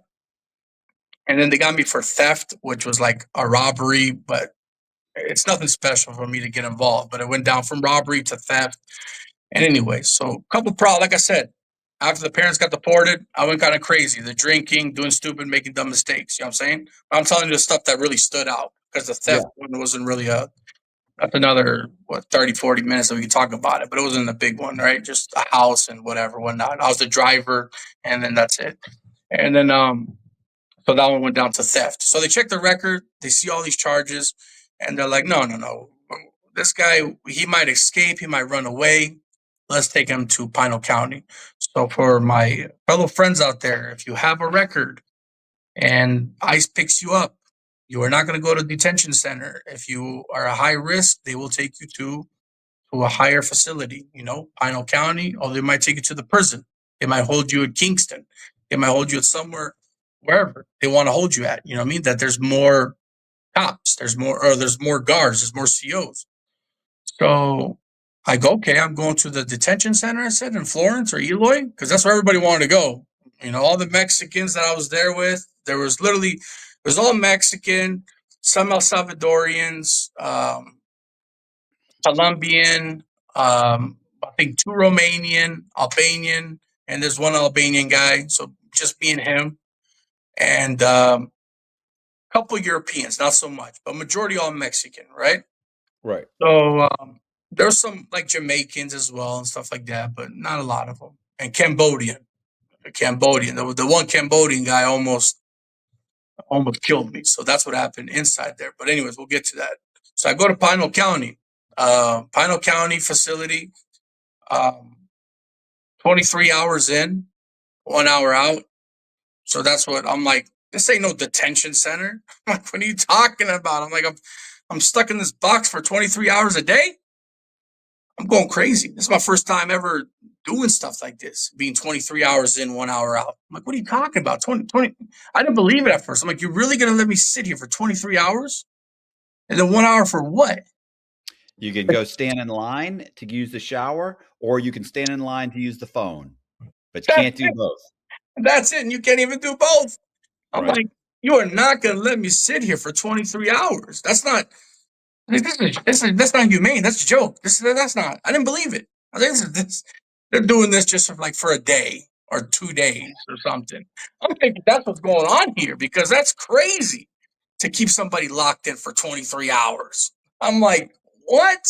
And I'm a guy who needs to do something, like move around, like be active, do something, And reading books is not my forte, so I really can't read a book, But I started reading. I had no choice. And then, start doing some push-ups and stuff like that. But they kept me in there for that 23 hours because they had me at higher, like level 4. Level 5 is like crazy. Like they did murder stuff. Level 4, and then you go down to 3, 2, and then it's more lenient. But at first, they kept me in there for about a month. So the whole time they're getting ready for my plane. They're getting tickets ready for my plane to go back to Albania. I didn't know that. I thought that like my lawyer's fighting on the outside and stuff's happening on the outside, but it's not. They're getting ready for my plane to arrive.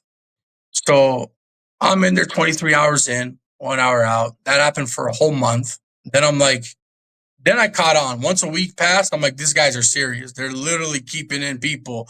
And then I hear stories of like Michael Francis or like Sammy or these other guys who did like what? Or even you, I think you did what? Like in the holding, like 23 hour, I think you said a couple months in there. Yeah, like 45 days, I think, was the longest one. Crazy. You know what I'm saying? Like, I was like, what? Like, so, and then guys have been there years and years. I'm like 23 hours in. I'm like, what? So like, Wait, that's I was in the shoe that long, but in like a holdover, what you were in basically like a holdover, it's 23 and 1. Like yeah. in the shoe, you get out once a week because you have a shower and a toilet and everything in the shoe. You don't get out at all. Where I was, we got out once a week, but Wow. But in the holdover, I think in the holdover, maybe did a couple months in the holdover where it was you get out once a day for 1 hour and you didn't have time. I mean, you could shower and use the phone, but you just didn't have time to do it. So it's like you had to choose. I'm either going to stand in the line for the shower. By the time I'm done with the shower, if I get in the line for the phone, there's not enough time. That's it. You know, so you had to 15 pick. minutes, 20 minutes. The guy's like, hurry up. You can't do both. It's impossible. Yeah. You can't. Even if you tried what I tried, you get a minute on the phone. Not even that. You can't. What are you going to talk for about a minute? So, anyways, I was like, this is crazy, man. But anyways, I went through it. I started doing some reading and trying to pass my time and counting how many dots were on the wall and some guy made a portrait of like some El Salvadorian, like he colored it on the wall. So I'm trying to figure out why he made this and what the individual thought. And I'm trying to do anything to cover my time. I'm thinking of all like I'm taking pieces of paper, literally, to take a piece of paper and like just tossing it in the toilet, just like tossing it in the toilet, just pieces of paper. And like sometimes I'll just like think about like everybody I've hurt in my life or stuff that I've done wrong in my life. And like just taking toilet paper throw. I was losing my mind that nothing to do. There's nothing to do in there. So now here's what happens. So now the guy goes, you're gonna see a deportation officer. I get okay, deportation officer. All right. I look at the name. I said it was a normal name, but then at the end it was like cool, like not kung fu, but like Ku Yan Zhu something. Okay, so I'm like, okay, whatever. All right, the guy must be Vietnamese, Chinese, whatever.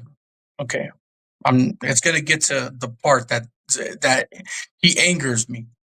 So then I go in there, he's provoking me. So I go in there, I'm meeting the guy, and he goes, oh, okay, so you're going to, let me see here, check on the paperwork and everything. He's all looking, he's like, look, check paperwork. Okay, you're going to, Albania. I'm like, yeah, Albania. He goes, Albania's a beautiful country. He's like, I had nice, nice scenery, beautiful place. And now it's like open to Europe. You can go to Europe now. And like, food out there is amazing. I've been to Albania. I've traveled over there. I was like, you're not. I mean, it's not going to be a bad time in Albania. You're going to have a great time. I'm like, what? Like, bro, what do you mean? I'm trying to stay in America. I told him, I'm not trying to go to Albania. What are you talking about?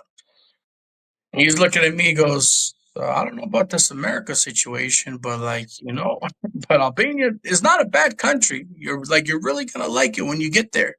And this guy just really just sparked me up. I said, you're from where? China? And he goes, yeah, I'm Chinese. I was like, why don't you go back to China?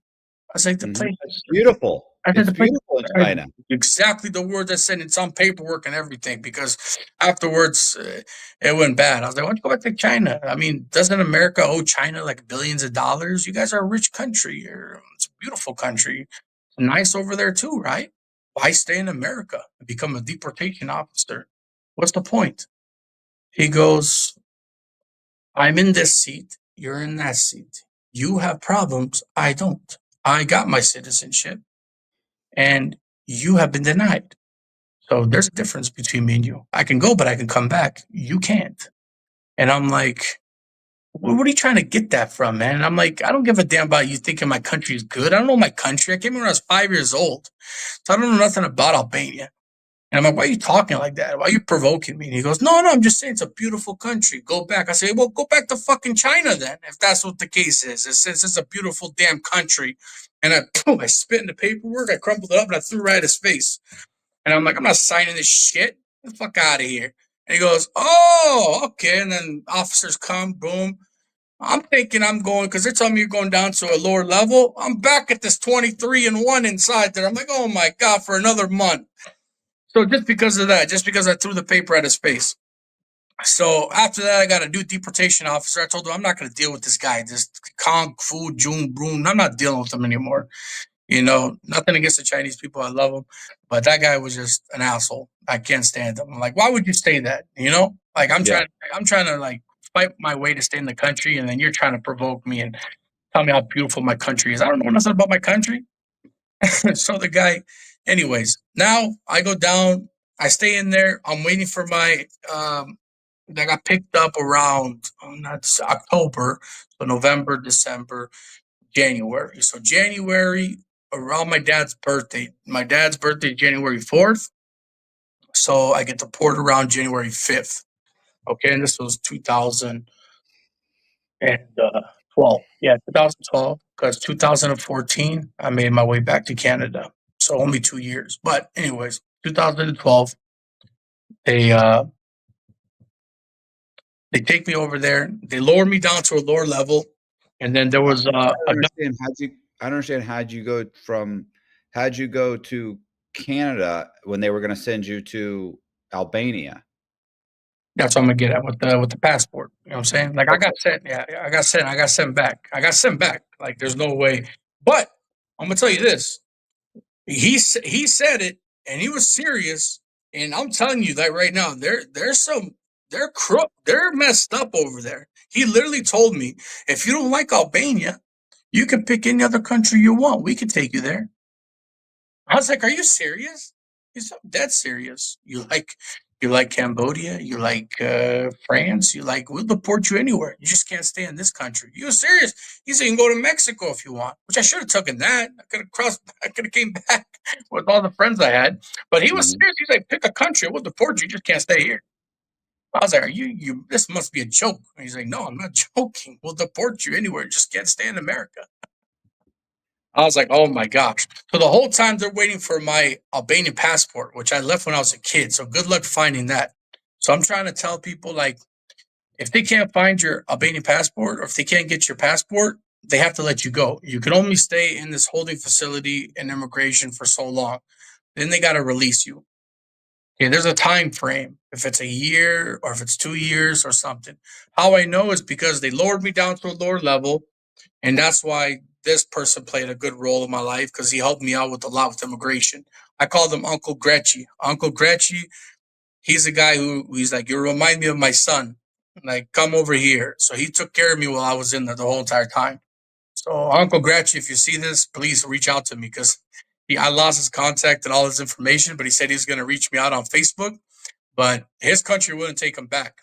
He had these 2 stars here and like this general thing. And I go, what are all the tattoos for? He goes, you're too young. He goes, once you go outside, you'll figure out who I really am. But I guess it's some mafia Russian shit. So he was really serious about the Russian mob. Like he was crazy, this guy. He took a liking to me. He said, you remind me of my son. Stay here. There's a lot of problems. I don't want you to get in trouble. I said, okay, no problem. I let him talk to my uncle on my phone. My uncle's talking to him. Uncle's like, when the heck did we have a Russian in our family? And like there, he's laughing. He goes, don't worry, your nephew is good in here. Your nephew is fine. We're gonna help him out. We're gonna take care of him. So Uncle Gratchy, he played a good role with the Cambodian guy. I beat him. Quick little story. I beat him in a game of basketball, and because over there you have a basketball court that you can play for a little bit. Now I'm in like a lower level, so Pinal County they have a basketball court, and we played pickup games. And I beat him, but I was getting a little too rowdy. I was like, "Oh, look, I beat you, I beat you, I beat you," and he didn't like that. And then I was like provoking him in front of his friends, and this guy just got done doing 15 years, and they're trying to deport him back to Cambodia. You know, you don't give a damn. So he's on a different island than I am. Me, a couple months here and there. This guy's 15 years in. Already has the shank ready. Already has everything ready to go for anybody to mess around. I thought it was like deportation. Nothing's gonna happen. But literally, right after the basketball game, word got around. Uncle Gretchy heard about it that he was gonna stay up in the shower, and I was like, okay, I didn't know. So I go in the shower. I see him, two Cambodian buddies. Uncle Gratchy came in there, blocked away. He said, you got to go through me to get to him. Uncle Gratchy said, man, we respect you. Get out of the way. The guy's a disrespectful piece of shit. He's all there yelling in my face and this and that. He's like, we're not going to let that happen. You know how it works. He goes, listen, he doesn't know nothing. He doesn't know this and that. Let him go. So because of him, they held back. But I'm not supposed to see him, not supposed to contact him with eyes. And I got mad. I was like, why don't we fight one-on-one? And I said, what's up with this shanking? Like, oh, there's no rules in jail. What are you talking about, man? So I'm at the time, I'm thinking one-on-one, like fights in jail. Like, there's no rules in jail. We'll shank you. You're a bigger guy than me. I'm not going to go one-on-one with you. I'll make it even. I'll bring a huge dagger the size of your face, and that's one-on-one. So I'm like, is this? And I was like, Uncle Gretchy, was this guy serious?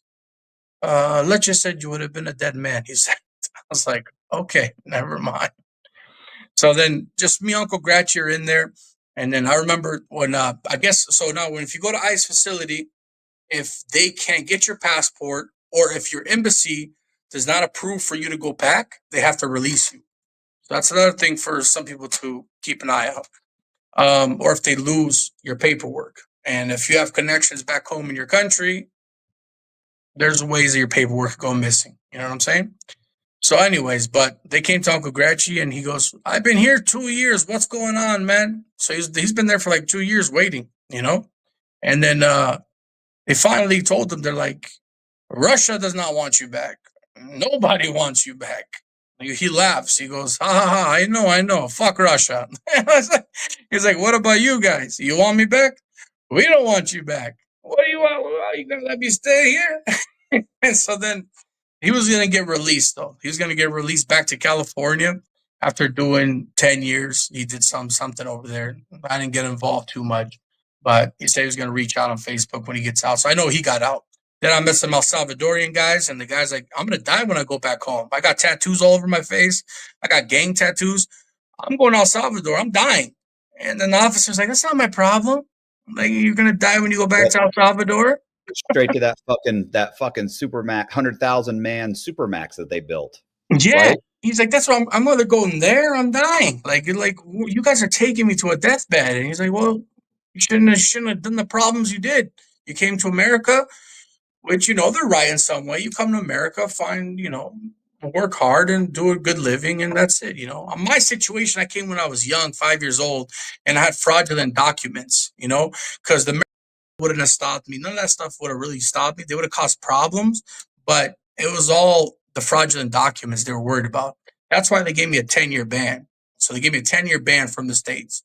So when they're about to deport you, they give you a ban. Keep that paperwork. That paperwork's important for when you try to come back. You need that paperwork. You lose that paperwork, it's going to take 6 months for you to get it. And without that paperwork, they're not going to let you back because they'll lose your records after 10 years. But it says there 10 years, 20 years, and then it says life. So the El Salvadorian had life. Life, he can never come back. So anyways, he was like, I'm a dead man. I'm going back there. I'm dead. That's how it is. So he has all these tattoos. Like, I'm done. And then he said he was going to add me on Facebook. He never added me on Facebook. So I figured out what happened. He's got bigger problems, bro. Yeah, I know. I know what happened. He's done. Yeah. He told me, he's like, if I don't add you on Facebook, because he had all my information, he's like, I'll add you if I get out. But if I don't, you know what happened. So he's gone for sure. But he was a good guy, man. He was a really nice guy. Majority of these people are nice when they're inside, like they're really just like how did they get inside? Like, he's really nice people. Why would you put yourself in this situation? But anyways, the ICE facility, they don't care, man. They want to grab as many people and deport you as fast as they can. That's their mission, So now, whatever. We're getting down to it. It's getting ready for deportation time. They got my ticket. They got the plane. They got everything ready to go.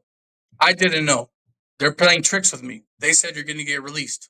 Something happened with your lawyer. Your lawyer came through, and you're about to get released. I'm happy. Call my uncle. Call everybody. My uncle is coming to the cells to pick me up. So they're telling me that I'm about to get released. And then I guess my lawyer had paid some money to, or my uncle had paid some money to my lawyer. So there's another $10,000 to go to waste. He's saying if you pay the $10,000, I could probably get him out. They had the ticket ready. They had everything ready just to get me out of there. Now, it's kind of a funny situation, but whatever. It's not funny. I got deported. But you go to this one side. This one side is to the buses. You go on the buses to go to Mexico. Then the left side is for all the Europeans getting ready to take flight to go to Europe. You know what I'm saying? My name being Armando, they thought I was Mexican. I don't know what I'm doing. I'm thinking this bus is taking me to downtown Phoenix. You know what I'm saying? Or they're taking me down to ICE facility, and I'm going to get released at the detention center, right? Downtown.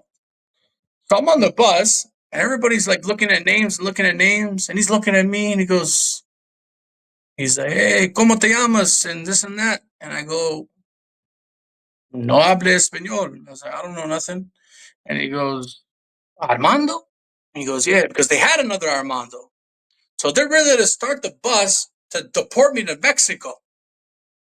So I'm like, where are you guys going? And he goes, Mexico, Mexico. We're going to Mexico. I'm like, Mexico? I'm like, what? So that was the whole confusion. The bus starts, they're literally driving, and they return the bus around to get me out of there. And he said, you're not Mexican. Get your ass over here with the European. So I'm like, where was I going? He goes to Nogales, and go to Mexico. I was like, no, I don't want to go to Mexico. Take me to Albania. And then, anyways, at that time, like I said, they still didn't know where they're going to happen. Like, am I going to get released or not released? Because of my lawyer. He's making a big mess of things, right? He's making a big mess that he's going to be released or not. So I'm talking to the other guy. The other guy's like, no, this is it. Like, you're going to get, like, the plane's going to be here. You're going to go back. It's done. It's finished. And he goes, I go, no, my lawyer says that I'm going to be released. Anyways, wake up in the morning. I'm getting driven somewhere. And I'm like, this looks familiar. I was like, Tempe, Arizona. Yeah, this the college, university, Sky Harbor Airport. What? Sky Harbor what? Airport? What am I doing at the airport? And the guy's like, you're going home, bud. I'm like, what? So I got two marshals or whatever they call themselves, like the guys who like try to look. So they bring two people with you. They have guns. You know, they handcuff your arms. They shackle you, and they're like, let's not shackle them. It looks kind of bad because we're in a public airport now. And then the other officer, I was like, man, look, bro. I'm like, I got handcuffs. I got little kids looking at me, and the other kid's like, mommy, what did this guy do? You know what I'm saying? And I'm like, come on, man. This looks it's a little bit of embarrassing. Like, who cares? Not like I'm going to see these people anyways anymore, you know? But he felt kind of like sympathy. So he took off his jacket and he put it over my handcuffs. Like I'm carrying my jacket. You know what I'm saying? Right. So I got on the plane. Boom, right back. That time I called my uncle. Wait, do they go with you on the plane? Oh, yeah. Oh, yeah. They hop right on the plane with you all the way in the back of the plane, shackled up. And you sit in your seat. One's over here on the left-hand side. The other one's right next to you, and you're just shackled up. You're literally like this for the whole Albania Safar. So 18 hours, 20 hours. Yeah, it's 18 hours in Albania? Yeah, about 18 hours. So I'm shackled up for 18 hours. How to use the bathroom, shackled up, everything. And they got guns. They're strapped up until they take you to Europe. But anyways, I called my uncle. My uncle was upset, and I didn't know why he was upset, but now I figured it out. I called him, and he goes, I'm here waiting for you at the jail. Like, where are you? And then I was like, and I knew it was going to hurt him inside because he loved me. As a nephew, he loved me. He'll die for me, you know what I mean? But I told him, I was like, I'm about to take flight. He's like, take flight where? I was like, I'm going home. He's like, no, man, don't tell me that. No, man, don't tell me that. And then he just like hung up the phone. But I know he lost his mind after that. So then after that, he knew I'm going back to Albania. So anyways, I couldn't fight it. I tried to fight it not to get on the plane. They say if you don't get on the plane, you're looking at 5 years for distraction of like you're avoiding their procedures, like everything Right. that's set up already. They set up the And plane. you're still going to get on the plane. And you're still going to get on the plane. So you're going to do 5 years and still get deported. So I'm like, what the heck, man? This is crazy. This is ridiculous. So then, anyways, I get deported. I get sent back. Now they have no proof of me. They don't know. Like once I go to Europe, so now I'm there with officers. I go from Arizona to Washington. When I'm in Washington, they're like, you want a sandwich or something? I was like, I'm dying of food. They got me some Subway. I was like, all right, nice officers. They weren't bad people. They're just doing their job. You know, it's never their fault, right? They're just doing their job. And then once I step on Europe turf, then they unshackle me.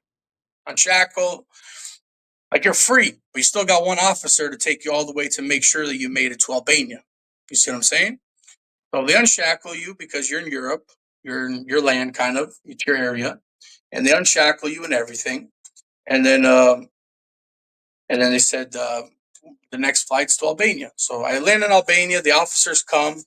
And they're like, who is this person? Like, we haven't seen this person. They're like, he's your people. He was born here. And they're like, oh, okay. Anyways, so he's like, he's born here. Okay, so I go over there and I see a bunch of people waiting outside the doorway. And I'm like, who are all these people? I told the officer, that's your family members. Like, they're going crazy. They've been here all day waiting for you, like just going crazy. Like, where's my son? Where's my son? And then I just hear, of course, my mom. Her voice, you can hear from miles away. Like, Armando, Armando, Armando. I was like, who? Oh, my mom. I was like, let me go talk to my mom. I haven't seen my mom in a long time. And they're like, no, no, no. So they wanted to keep me in holding to get my process in, because I left when I was young. So they have no information, who I am, what's going on, nothing, right? So they want to keep me in holding. And then I go, and then so anyways, there's connections in Albania. Some people paid some money, blah, blah, blah, whoop-de-woo. They're like, listen, we're not going to keep you here for long. We're going to release you. And of course, they were not going to leave. They're yelling at the guards and yelling at everything. Release him. He left when he was a kid. He doesn't know nothing. Release him. He's here. He's a citizen. He's an Albanian citizen. He was born in the hospital of Tirana. We're like, what the hell are you guys doing? Release him. And like, they're making like a big deal over the guards. So they released me right away. And then that started my whole life now in Albania, getting deported, right? So anyways, for the first 6 months, depression. Did not want to get out. Did not want to leave anywhere. This is a whole new country for me. I didn't want to go anywhere. Stayed at home. We barely had any money left. We had no money, no nothing. A lot of stuff happened. So I'm like, now my parents are waiting. They're waiting for a sponsorship through my brother. I got two brothers and a sister, American citizens. One graduated from Arizona State University for computer engineering. The other one graduated, and now my sister is in Michigan, and she's graduating from Michigan. So we're waiting for, you got to be 21 years old to do a sponsorship. So for anybody who knows, you got to be at least the age of 21. So my dad had to wait till my brother was 21 to do the sponsorship, which we didn't know about. So finally, once he gets to the age of 21, they put the sponsorship in, and that part gets approved. You see what I'm saying? So they're still waiting. But me, I landed in 2012, 6 months, stayed in a depression. Then I'm like depressed, man, out of my mind. I didn't want to be there. I didn't want to be in Albania. I hated everything about it. I lost everything, man. I lost the girl. I lost my football career. I lost everything, man. I was like, this is ridiculous. I mean, what's there left of my life? Now there's more left of my life, which I thought it was over. That's it. I thought deportation was the worst that it could be. No, it's not the worst that it could be. Trying to stay alive in Albania was even worse. So now we're talking about this crazy uncle, which I led you to the story in the very beginning with the shooting.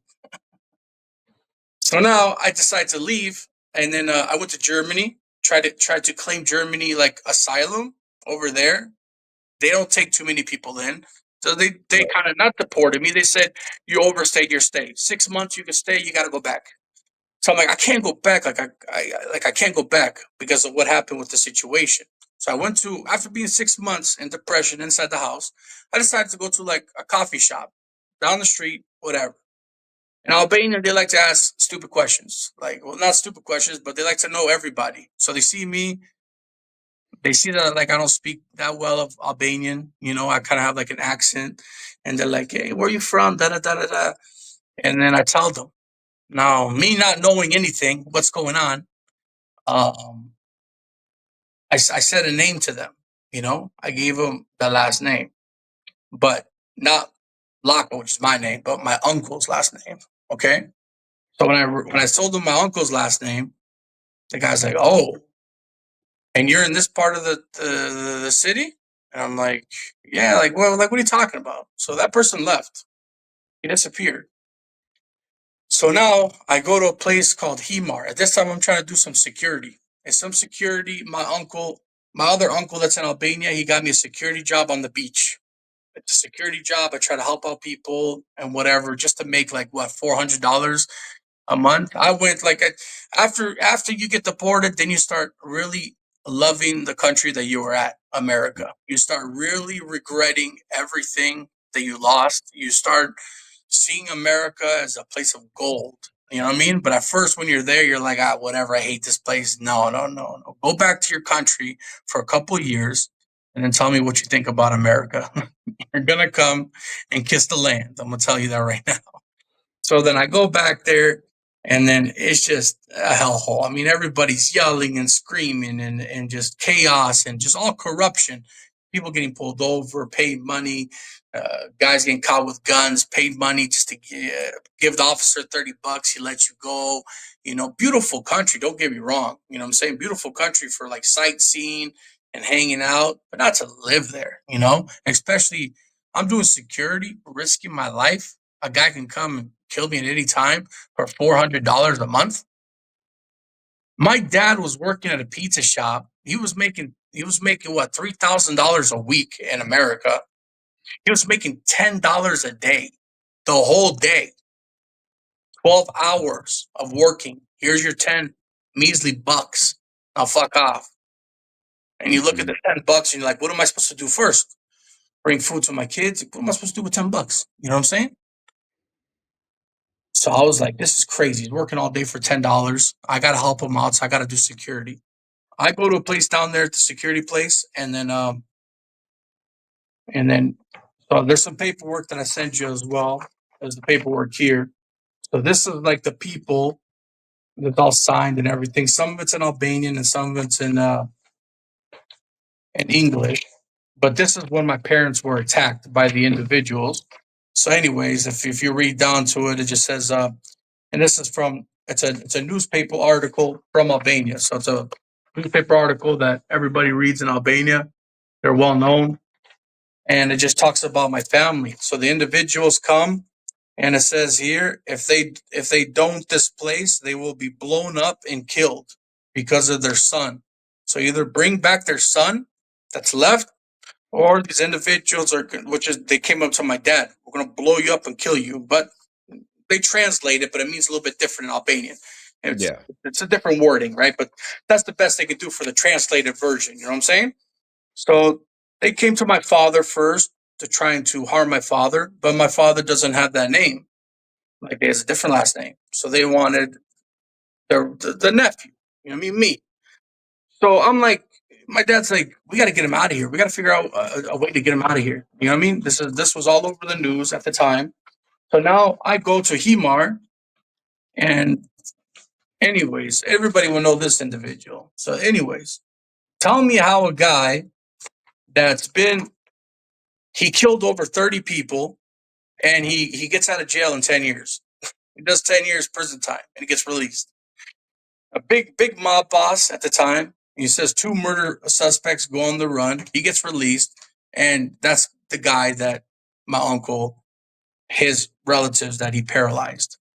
So this individual, well known all throughout Europe, this is the guy, he gets released.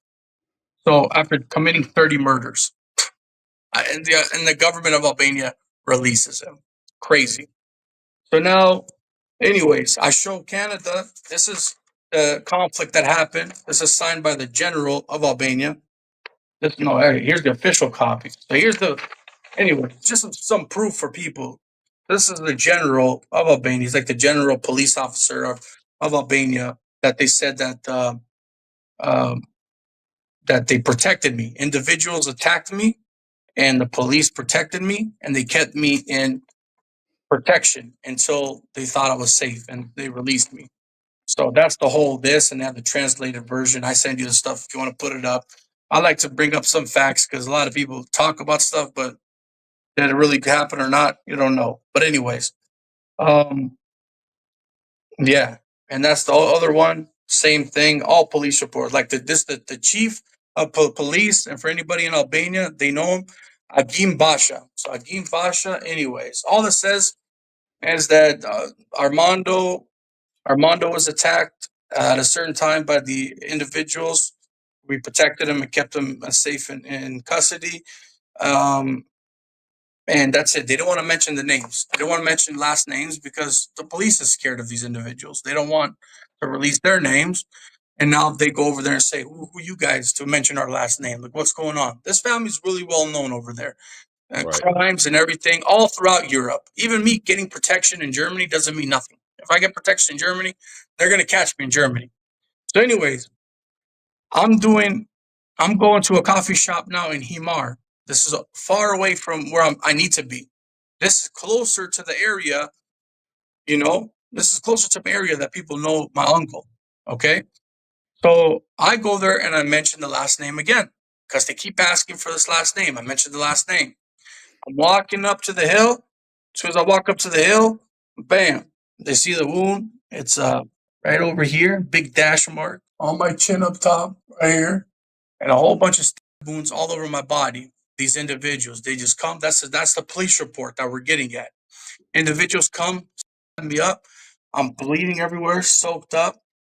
This hand, I can't even crumple it up anymore. Like it stays like this. Like I'll take the rings off. I can't because they from here to here. So I can't even make a fist. It stays like this. So it looks like I'm flicking people off, which I'm not. I cannot bend this. So they stuck the whole tendons off my stuff, and I got a bunch of marks on my body. They wanted to put me in the trunk, but we were such an open area.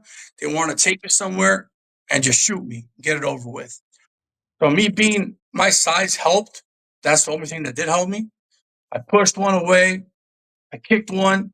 I did everything. They're smaller guys, probably in their 20s. If it was probably an older people, they probably would have got me. They're trying to put me in the trunk. I can't get no trunk in a Mercedes. How are you going to put me in a Mercedes in the back of a trunk with a big guy like me? Like, come on, man. At least do it right and put me in like an SUV or get something bigger. Anyways, so they're trying to get me or whatnot, and then I escaped. So I had to fall off. I literally there was a cliff. I said I have no choice. Either fall off this little cliff that's going to make me roll and go down to the area where everybody's at, where they can see me, and then hopefully police will come pick me up, or I got no other choice. And that's what I did. I took a jump. The guy's like, "Fuck, this guy's crazy." He took a jump, rolled, got cut up, got hit in the back of my head. I think I split like over here. Like over here, I got a whole cut right there on the side. And if you see like the whole side of my head on the back, it's all cuts and wounds. And that's it. It's life or death. I was like, who are these guys? Why are they coming after me? What's going on here? Just because of a last name? What's happening? So security comes and they picked me up, and that's when I got it. The general letting me out, right? He said, "You're lucky we were there. That's a really serious people. How do you know them?" And then I just said, "I don't know, man. I went to a coffee shop and I gave him the last name." Right. And he said, "That's not a good name around here, man." I was like, well, fuck. How do I know? I was in America. I don't know nothing about this name. He said, "Listen, anybody coming to pick you up? Get out of here now. Like, we can't even help you. Get out of here now." Come on, man. You guys that serious? I'm thinking it's a joke. I haven't seen no, it's like mafia movie shit. Come on, man. Like, I'm thinking it's a joke the whole entire time. I was like, who are these guys? I'll go beat them up. Dude, get out of here now. It's not no beating up. These people are going to shoot you and kill you. Right. So, get out of here now. And I'm like, fuck, what do I do? So, anyways, I had to escape. Anywhere in Europe, these people know who I was. I stayed up in a village, and I hid myself in this village. People would bring me food. I stayed there for about a year because I left in 2014. So 2012, all the way to 2014, 2 years was like a hideout. You know what I'm saying? But that's 6 months that I stayed in Germany. That was about it, right? And I couldn't go back to Germany. They already figured out. So I had no choice. I said, you know what? And it wasn't even supposed to be like that. But I needed to make some money to make a move. So a buddy of mine, his name was Davis Jacobs, and he looks kind of like me, you know? But there was another person over there, and he wanted to get a passport. I said, well, I got a guy who kind of looks like you. Maybe if he comes over here, he's like, you're going to buy the plane ticket? I said, I'll buy the plane ticket. He'll come over here and then give me $20,000. And I needed to make some money. I need to do something to secure myself to go somewhere. So anyway, they're a bunch of liars in Albania. Some people I'm not saying to all Albanians, don't get me wrong. I don't want them to come crashing after me. Not Albanians are liars, but there's some crooks out there. You know what I'm saying? Majority of them are very hardworking, good people, but there are a lot of crooks. And this guy says, I have the money. Don't worry. Just come. So anyways, he comes, he brings the passport. Okay. And then, I forgot anyways for anybody. earlier today. That's just from the city of Maricopa County. Like that's all the paperwork for everything. That's everything else like that. Like everything that I have from Maricopa County being held inside there. You know what I'm saying? And that's the full ride scholarship to Glendale Community College. As you can see, how my life went from trying to become something, getting deported, and going through hell in a matter of like years, just quick, just like that. And then, anyways, so then I leave that place as fast as I can. My parents pick me up. I'm trying to get the guy to come to Albania for the passport. I bought it. I buy him his ticket. I said, "Listen, bro, come to Albania. You're gonna like give this passport to somebody. He's gonna go somewhere, give you the passport back, and we're gonna make some money." He needed money at the time as well. He needed the money time as well. He was broke. So he's like, okay. I was like, I'll split it with you, 10-10, whatever. Anyways, he decides he comes to Albania. I pick him up at the airport. And I met a girl at the time that I was seeing. And she was really nice and she helped me out with this whole process. So I took him out a little bit, showed him a little good time, but I couldn't go certain places. He was like, why can't we go here? I was like, no, I can't. Why can't we do it? I was like, I can't. So I try to keep him away from everything. You know what I'm saying? And then he was like, okay, like, where are these people? I go to the person. The best thing happened to me. The person didn't want to buy the passport. I was like, bro, you made me buy the tickets. The guy came down, everything I did, and now you don't want to buy the passport? It's like, what's going on here? Like, what kind of business is this? He's like, dude, I don't want it. He doesn't look like me. I don't care. I don't want it. I was like, give me the money for the ticket then. Get out of here. If you don't leave my club right now, I'm going to shoot you. Simple as that. Get the fuck out of here. I got no support. I got no defense. I got no people. I don't even know anybody to give me a gun. If I wanted to, I could probably find one, but whatever. So I left. I said, didn't work out. Okay. I'm looking at overnight. I'm looking at the passport. I'm looking at him. I'm looking at the passport. I'm looking at him. I'm looking at myself in the mirror. I'm like, should I just try it? I was like, he kind of looks like me. Let me just try it. What's the worst that's gonna happen? I'm a dead man anyways. Who gives a damn? I'm gonna stay here. I'm gonna die. So I told him, I was like, listen, bro, I gotta go to Germany for a little bit. Okay, you're gonna stay with my girlfriend.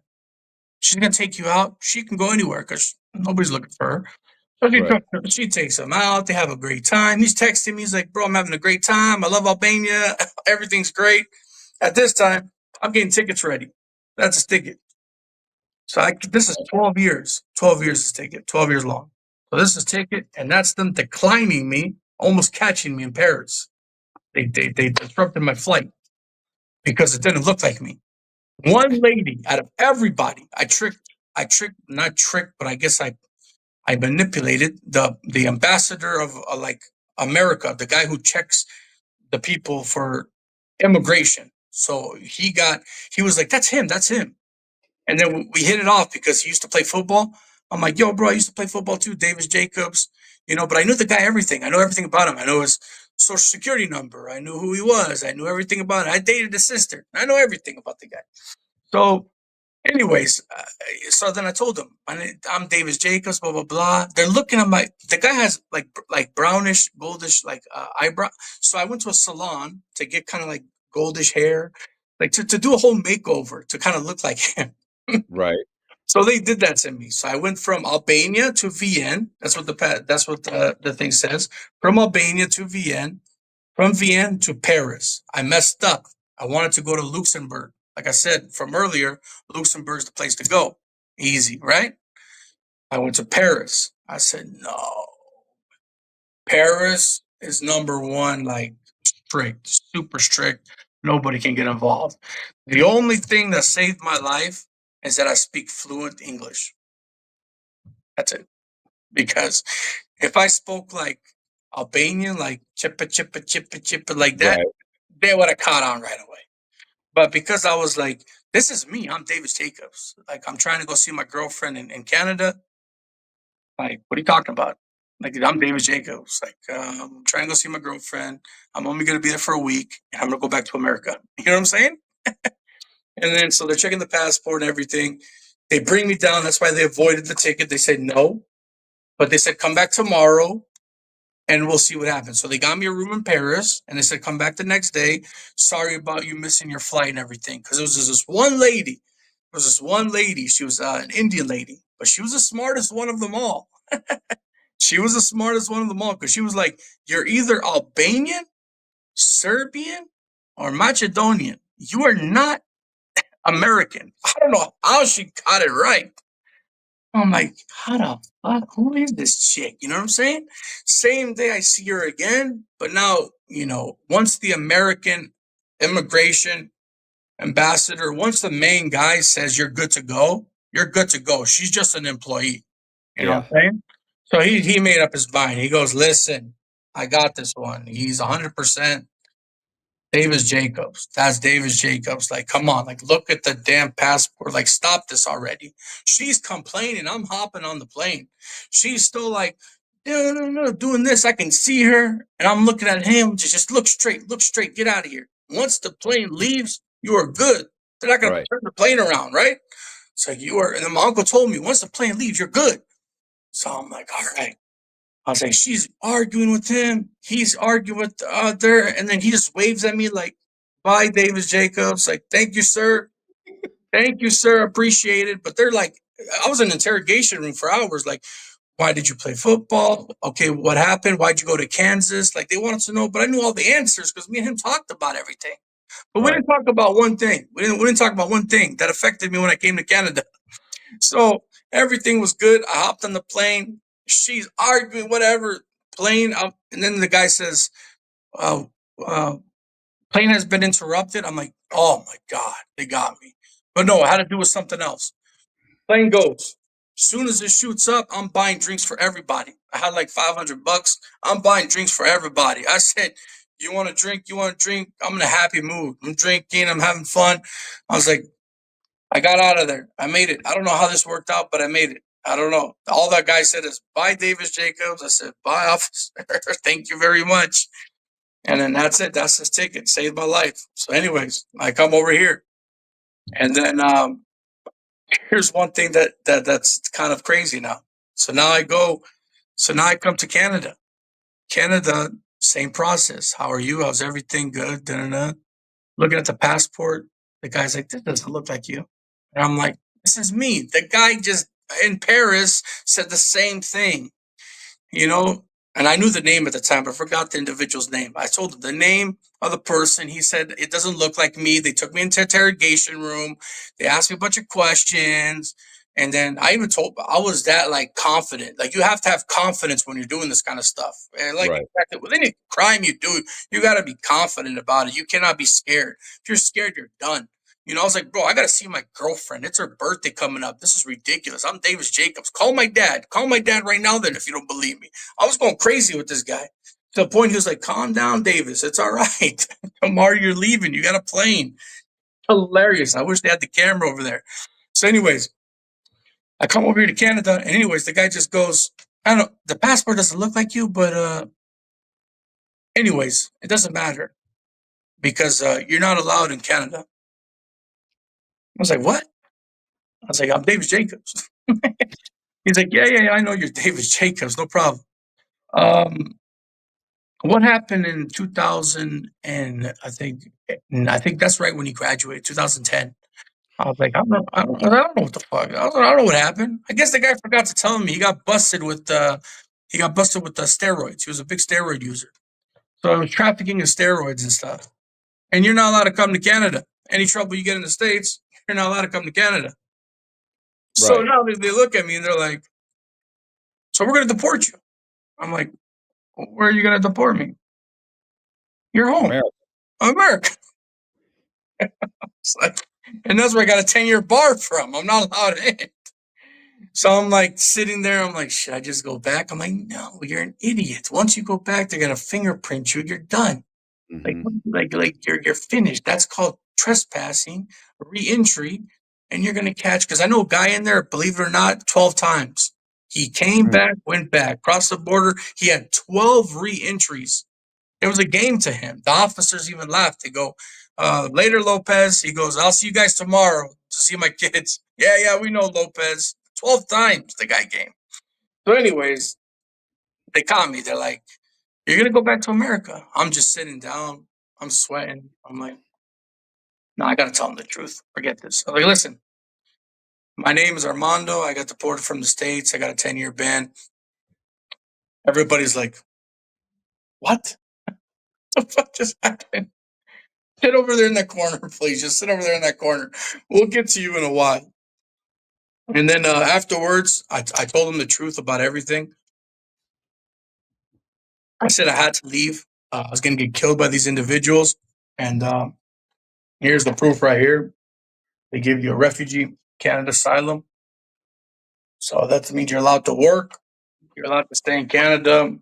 You get covered by Blue Cross, free healthcare in Canada, allowed to work in Canada, everything. So they give you this piece of paper, release you, and then that's it. Have a nice day. So then now I made it to Canada, and now it's the Albanian passport that they confiscated over there on the border. So now I'm over here. Did And you have the little? Did you have the little frohawk? no, I had to take that off because Davis Jacobs didn't have it. Davis Jacobs didn't have any of that. He just had a flat like buzz cut, so I had to look just like him. I had to Okay. buzz everything down. But that's when I landed to Albania when I had that nice little frohawk thing. I always kept that. Everybody said I looked like Jersey Shore, like Ronnie from Jersey Shore. I don't know if they watch it, but I was wearing like with the chains and the white beater and everything. Wait. Okay, so that was Jacob's passport. No, That was a copy of your passport. This one's mine. Yeah, that they confiscated. Okay. I thought that you were showing Jacob. So I was like, No. Davis Jacobs, Davis Jacobs. That passport. They keep that. They kept passports. They keep that passport, and I think they call him, which they did, and he just gets a new one back. But he went and got a temporary one at the. he gets a temporary one and he gets his back. But if you look up, he's probably on Facebook, and if you match us together, we don't look alike. Like Right. I don't know how it happened. Like if you Facebook everything, we look different. It's weird. Like we don't look that alike. I don't know how it worked out. Like I told you, the only thing that saved me is English. Like the fluent speaking English. That's what saved me. Nothing else other than that. So they took a whole report. They do the whole report thing from the embassy.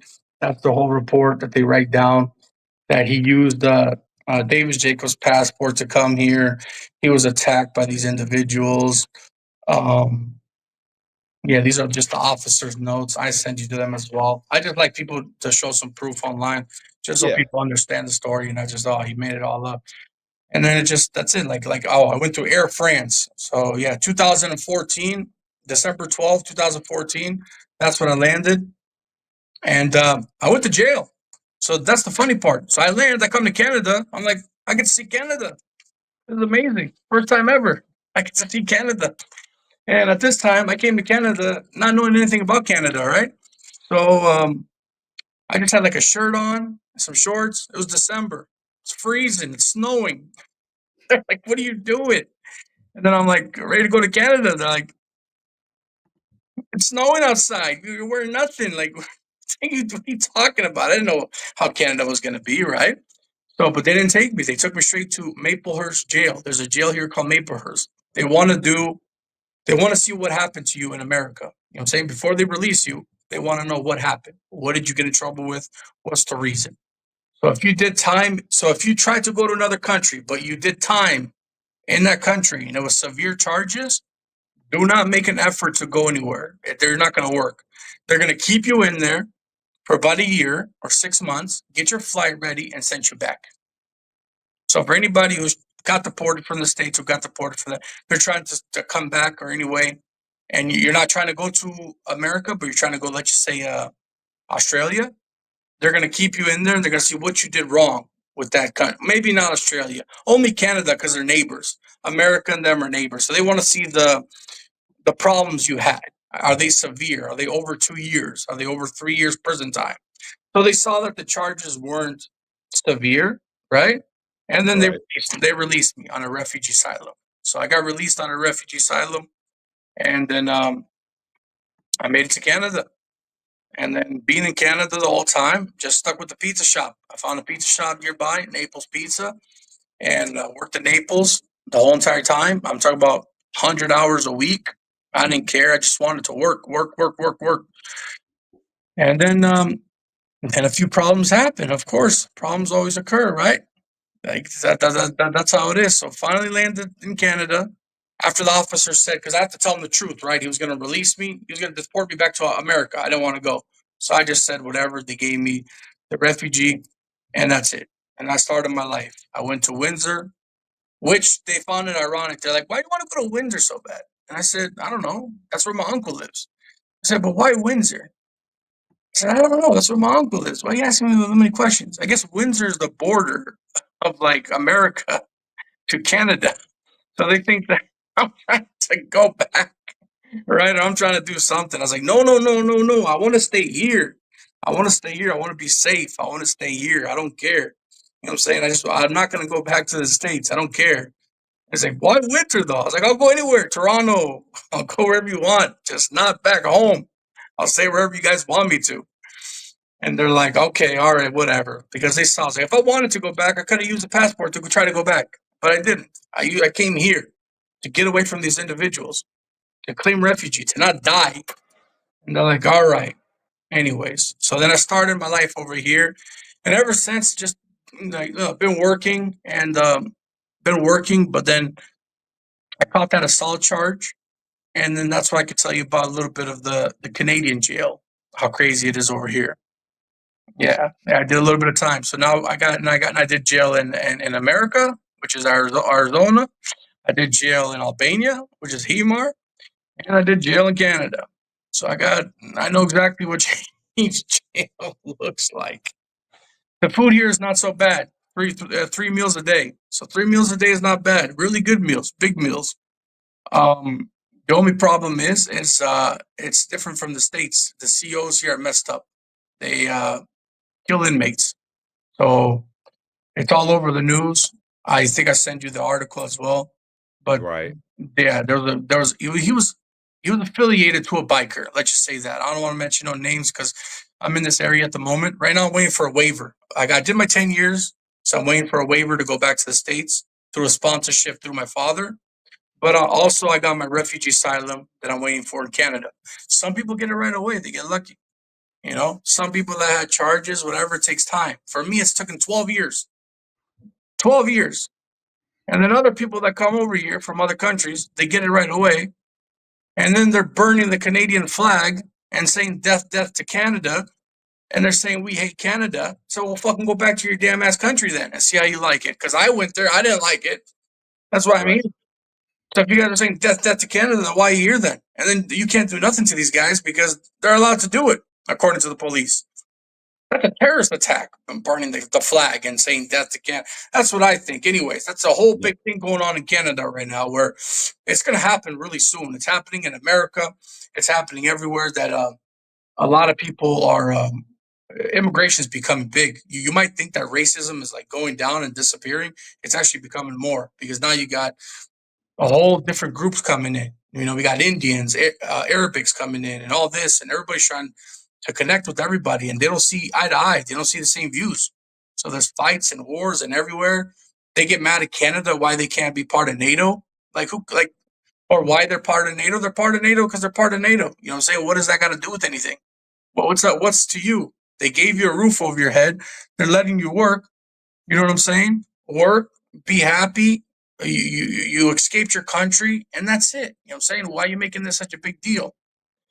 So there's a lot of controversy here when it comes to the whole, who they're bringing in, but they're bringing in a lot of people. They brought in 20,000 Syrians, 20,000 Syrians, the whole Motel 6, all the hotels down in Windsor were booked. They said we've booked because we're giving them hotels. We're giving them places to stay.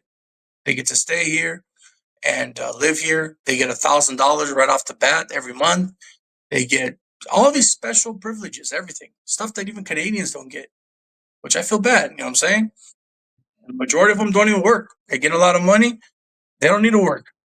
They blame it that they don't know the language. They blame it that they just came and they don't know. You know what I'm saying?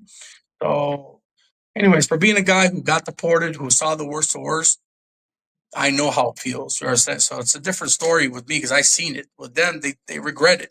But why don't you go back to your country? They don't understand, how much you want to kiss the floor of Canada or America. They're two of the best countries. You know what I'm saying? I mean, you could go back and forth, say who's better, who's not. Doesn't matter. It's safe, right? Majority.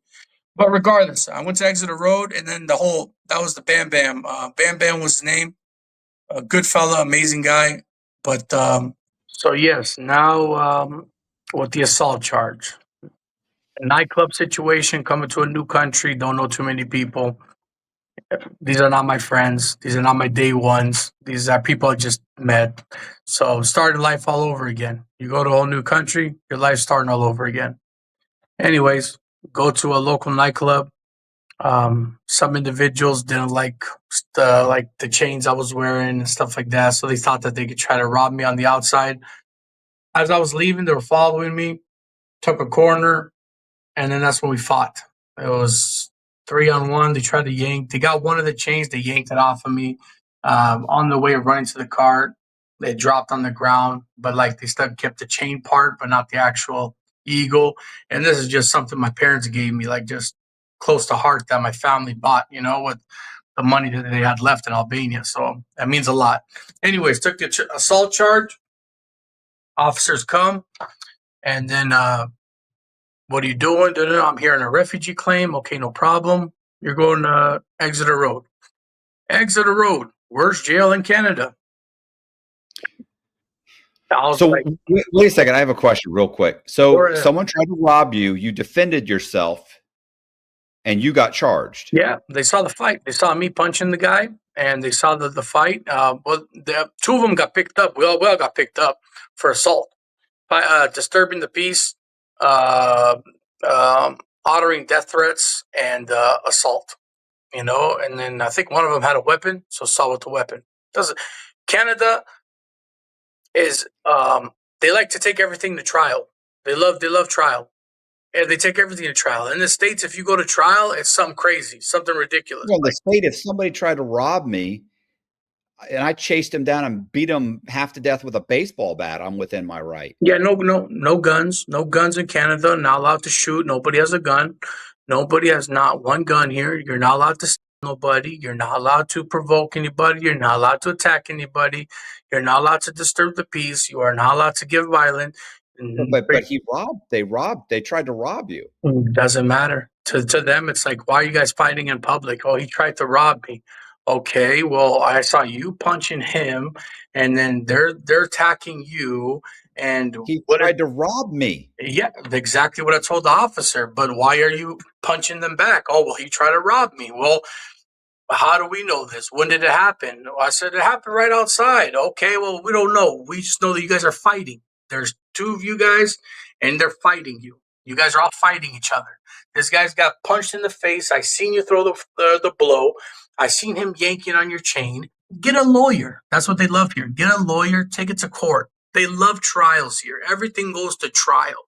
And if it involves a woman, forget about it. Canada protects their woman 110%. You can literally have a woman inside the house. She could say she loves you. You get along. The next day, she felt like she did something wrong. She regrets it.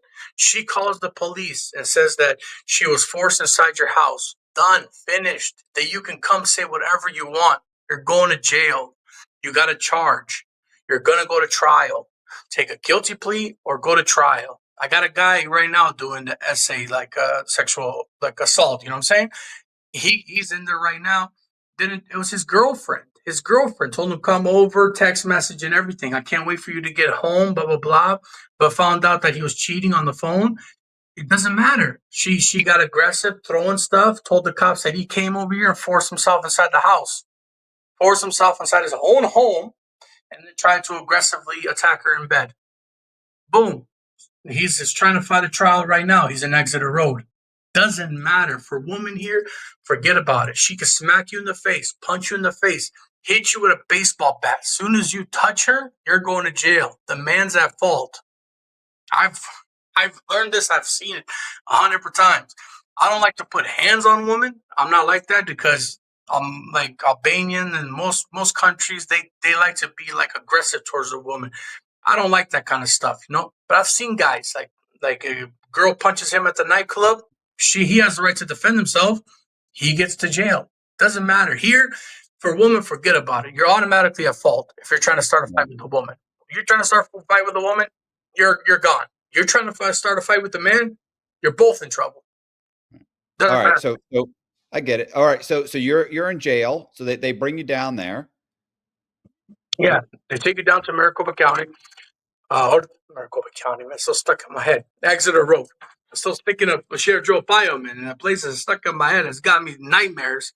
If you sleep hot at night, you know how disruptive that can be. Whether you're having trouble falling asleep, you're waking up sweating in the middle of the night, or all of the above, that's where Ghost Bed can help. As the makers of the coolest beds in the world, Ghost Bed is your go-to for cooling mattresses, cooling pillows, and cooling bedding. From their signature Ghost Ice fabric to patented technology that adjusts to your body's temperature, every Ghost Bed mattress is designed with cooling in mind. So whether you want a plusher mattress that cushions your shoulders and hips, or a firm option with exceptional support, your Ghost Bed will keep you cool and comfortable all night long. When you purchase a Ghost Bed mattress, your comfort is guaranteed. You can try out your mattress for 101 nights, risk-free, to make sure it's the right fit for you. Plus, they offer free shipping, and most items are shipped within 24 hours. If you're not sure which Ghost Bed is right for you, check out their mattress quiz. You'll answer a few questions and get a personalized recommendation. Even better, our listeners can get 50% off site-wide for a limited time. Just visit ghostbed.com/Cox and use the code COX at checkout. Again, that's ghostbed.com/Cox with the code COX at the checkout to save a whopping 50% off site-wide. Anyways, they took me down to Exeter Road. I'm thinking, okay, whatever. I've been to jail in the States. It's whatever. Like, what are they going to do? And I was defending myself. Doesn't matter. You got to get a lawyer, and you got to fight the charge. So at this time, you have to have an assurity. Assurity is somebody that you're going to stay at their house. They're going to be protecting you. They're going to do this and that. I don't have an assurity. Like, I have no family out here. All my family's in America and over this. So I got to literally fight it in there. But anyways, I told them the situation. I got no family here. I got no nothing. And then they released me. But the time being in there, which was a couple months, 3 to 4 months of being inside before they can actually release you, that's when I heard. And then, like, the CEOs are crazy. They're corrupt. Like, so if somebody does something towards a woman, okay, they're going inside Exeter Road jail. The cops, or not the cops, but the CEOs, literally will bang on the doors, right? We'll take them to the worst yard. Like, there's level 4, 5, and 6. And they'll take it to the worst one. Like, say 6 is active. 6 is active. Everybody's getting down. Everybody's fighting. Everybody's going crazy.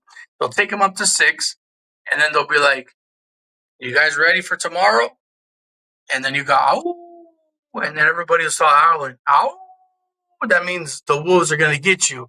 And then the CEO would point them out like, it's this guy. That's the guy that violated a woman. And that's the guy you guys are going to get. And that's what happens. They let it happen. They release him. First rule is, you got to go take a shower. As soon as the guy in the morning gets released to the shower, boom, beating up. They take their time. They walk around. They walk around. They walk around. They know what's happening already. It's the owl. Once you do that, that means you dug. The wolves are coming out to play. So they're beating the crap out of this guy. Afterwards, they take him and they put him in PC, protected custody. So another individual came over there. That's where you see all over the news. If you put an Exeter Road riot or Exeter Road inmate killing, or you just put Bam Bam inmate, you can see over 2,000 bikers showed up. 2,000 bikers, because the COs stomped and beat the individual. And the next person next door to him heard him say, please stop, stop, please, guys, stop. They kept beating them, punching them, hitting them, stomping them. Now there's a lawsuit going on, but the guy that they did was a well-known biker. Don't want to mention it, but if you go on there, you're going to see the jackets. But anyways, 2,000 of them showed up. Not one of them came out. Not one of the COs came out of that jail cell. Everybody stayed indoors that day. They locked the whole place up, and it was crowded by 2,000 bikers. That place, that jail, is the worst jail when it comes to COs not caring. They want you to get in trouble. They want you to fight. They want to see who's stronger, who's tougher than the other. And if you give them force, they're going to come at you with force. So you can look it up all you want. There's like what, maybe 2-3 deaths a year from COs. From then, we're talking about the COs killing you. So it's just it's corrupt, man. It's corrupt, and it's a simple jail, lock up, to 3 times to eat a day type stuff. You get stayed in, right? I mean, you get to get out. They got a nice TV, totally different from Durango. Nice, cleaner jail, better looking jail, but the COs are totally different. In the States, they won't allow that kind of stuff to happen. Here, that totally changed my mind because they let anything happen in that jail. COs are nowhere to be found. You know what I'm saying? How long were you there? 3 to 4 months. As soon as I got out, and I took everything to trial. I've had 3 charges in Canada, and I took them all to trial, and I beat them all. I beat all of them have been dropped. You got to take everything to trial in Canada. They want you to go to trial. That's how they make their money. They want you to go to trial. They don't care. So far, I've been fortunate because none of them were my fault, to be honest with you. But I took it to trial, and they didn't have any evidence, and I got cleaned away from those. But that's what I remember from Maricopa County. Like, okay. I didn't know it was going to be that crazy, but like them killing one of my good not friends as them from a long time. Can't say I grew up with the guy, but partying, hanging out, a guy that's well known around the community. After seeing him getting stomped out by CEOs, not seeing him, but hearing it, and then him being dead in there, and then all these other people going through torture, and seeing the guy that I had to go fight him in the bathroom for what? Like, it's not even the officers made you. Did he really even come there for that? You don't even know. There was no proof. There was nothing. Just to go, guys, you ready? Oh. Everybody started howling. We're ready to go. Then as soon as the doors open, take them straight to the shower. So just a straight corrupt jail, messed up. And then Maplehurst is the same thing. Maplehurst is even worse. But if I have to say, Maricopa County would be way worse. But when it comes like food and like the environment that you live in, like Arizona would be worse, like environment that you live in. Canada-wise, you get fed well. There's no Woods, Kinfos, Chicanos. There's nobody segregated. It's just white, black, that's it. There's no racial problems. There's nothing like that. You know what I'm saying? But this place has a lot of problems when it comes to immigrants coming in. They have, I live next to a guy. It's all over the news as well. He ran over a family, a whole Indian family, just because he didn't like them. And I lived next to the guy. I never knew he was like that. But one day I made a comment. I said, we were doing laundry. You know how the apartments have one laundry that everybody has to go? I see them walking at the apartment complex. And this is on, for anybody who wants to look, 34 Coven Marketplace in London, Ontario. And then the individual, I say salam alaikum to him, He says, salama what? I said, salam alaikum. I hear you say it a lot here. And everybody does in Canada. There's a respectful kind of way, I swear to God, man, what he said. It was just like, he goes, salaikum sakak or something like that. I said, what? I said, what? He just said it like a rude, disrespectful way. Salaikum sakak. I was like, what are you talking about, man? That's the guy that ran over the family the next day, all over the news. He just hated immigrants. He hated immigrants, and he was fully strapped, had all these guns. He could have came and killed me that night. I didn't even know about it. I'm over here thinking Canada is a dangerous country, but they don't put stuff all over the news like America does. They're very quiet. You know what I'm saying? It's a lot of problems that happen in Canada, but it's not all over the news. They don't blast everything, and social media takes it and goes crazy. And there's no RICO. There's no RICO cases here. So there's no RICO. So at the end of the day, there's no, you're part of a gang? Okay, RICO, everybody goes in. So, and you murder somebody, 10 years is maximum. So it's totally different from the States. There's a lot more leniency in Canada, but anyways, there's a lot more leniency in Canada, but that's not what we're here for. I came to the country to better myself, to stay out of trouble. But, coming to a new country at first, what are you going to do? You're going to get a little bit of conflicts at first, right? So then I opened up a pizza shop. I got a coffee shop in Toronto, and I opened up a pizza shop over here, and I work every day at my pizza shop. And I got a little small coffee shop, me and my partner, and then that's it. I get involved in some stocks. I like to. How long you been doing the pizza shop and the coffee shop? Oh, but since I came to Canada, I worked like that. I owned it. I owned it for about.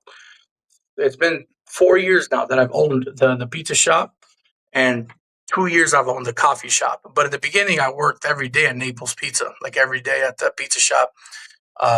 Believe it or not, they were third place in the world, Canada, for best pizza, which I didn't know. Nice. So they took third place for best pizza, and I got to get trained by some professionals out there, which was pretty nice. And you go back to where you were. I always knew how to make good pizza. So my dad always said, football player, pizza maker.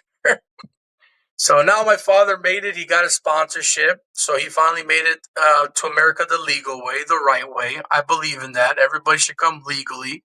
If you're going to come to the country, come legally. He's happy that he's there legally. Nobody bothers him no more. No more ICE coming to your door and getting scared and watching behind your back. And now the only person that's left is my mother. She's waiting on a sponsorship too. And it's going to be like within this year, next year, she's going to come back. And hopefully we can have that one family meal that we wanted to, that we've never had for about 15 years now. Once you get separated from your family, that one dinner that you didn't give a damn about, that you missed, that you didn't want to go to, you wish that you had them and you can eat that one meal with them, So, it's sad, man. Getting separated from your family, you miss a lot. And, for everybody who's going to go through it, especially with this mass deportation thing, just be ready, guys. Have your stuff in order, have your stuff in the system. Don't trust any, that's why I got an Instagram, Mondo Fight for Freedom. It's just Mondo, my name, and then fight, and then the number 4 for freedom. That's my Instagram that I just created. And that's for anybody who wants to get in there to talk about immigration, to get some help. If you want to know some good lawyers, because I've been through it, man. We spent over $200,000 on lawyers, my dad. So I know which ones are corrupt, which ones are messed up. If you're trying to come to Canada, if you're trying to come to America, however you're trying to do it, I know the process. I lived through it, man. I'm 35 years old, and I've been struggling for 35 years to find a home. You know what I mean? Not even Albania wants me. So, they want me, but I can't go. So, all right. What are the names of the social media again? Yeah, Mondo Fight for Freedom. That's going to be the Instagram. Yeah, Instagram one. And then my YouTube channel that I'm trying to start up. Right now I'm just doing what's the difference between Canada and America? That's where I'm getting at. And then later on, we'll talk about immigration and a lot more other stuff. But it's going to be to search it up on YouTube, it's just at El Jefe or El Jefe the Don. So at El Jefe the Don. And that would be to search it up. But it's called The Jump Off. The Jump Off is the name. And that's just me jumping off to one country to another country to another country. So that's why I came up with the name. And then just El Jefe the Don. If you want to search it up, hopefully get some subscribers. A lot of people in Canada are helping me out the best they can to try to get a platform. Well, and I'll leave the description. I'll leave the links in the description box. Yeah, if you can, that'll be amazing, man. I appreciate everything you do. And I just want to get that message around, man, for all the immigrants that are going to be, don't take things for granted, be happy where you're at, because the place you're going to go is not going to be what you think it is. So just be happy where you're at and love the country that you're at and be a hardworking citizen. And that's the best you can do. All the other BS, leave that to the side. Nobody's there to help you at the end of the day. Thank you, Josh. So nobody's there to help you at the end of the day. Hey, you guys, I appreciate you watching. Do me a favor, hit the subscribe button, hit the bell so you get notified of videos just like this. Also, we're going to leave all of Mondo's links in the description box. So you go in the description box, click on the link, go there, follow him, subscribe to his channel, try and support him. Once again, I really appreciate you watching. And please consider joining our Patreon. It's $10 a month, and we put Patreon exclusive content on Patreon. So I really appreciate you guys checking out the video. Thank you very much. See ya.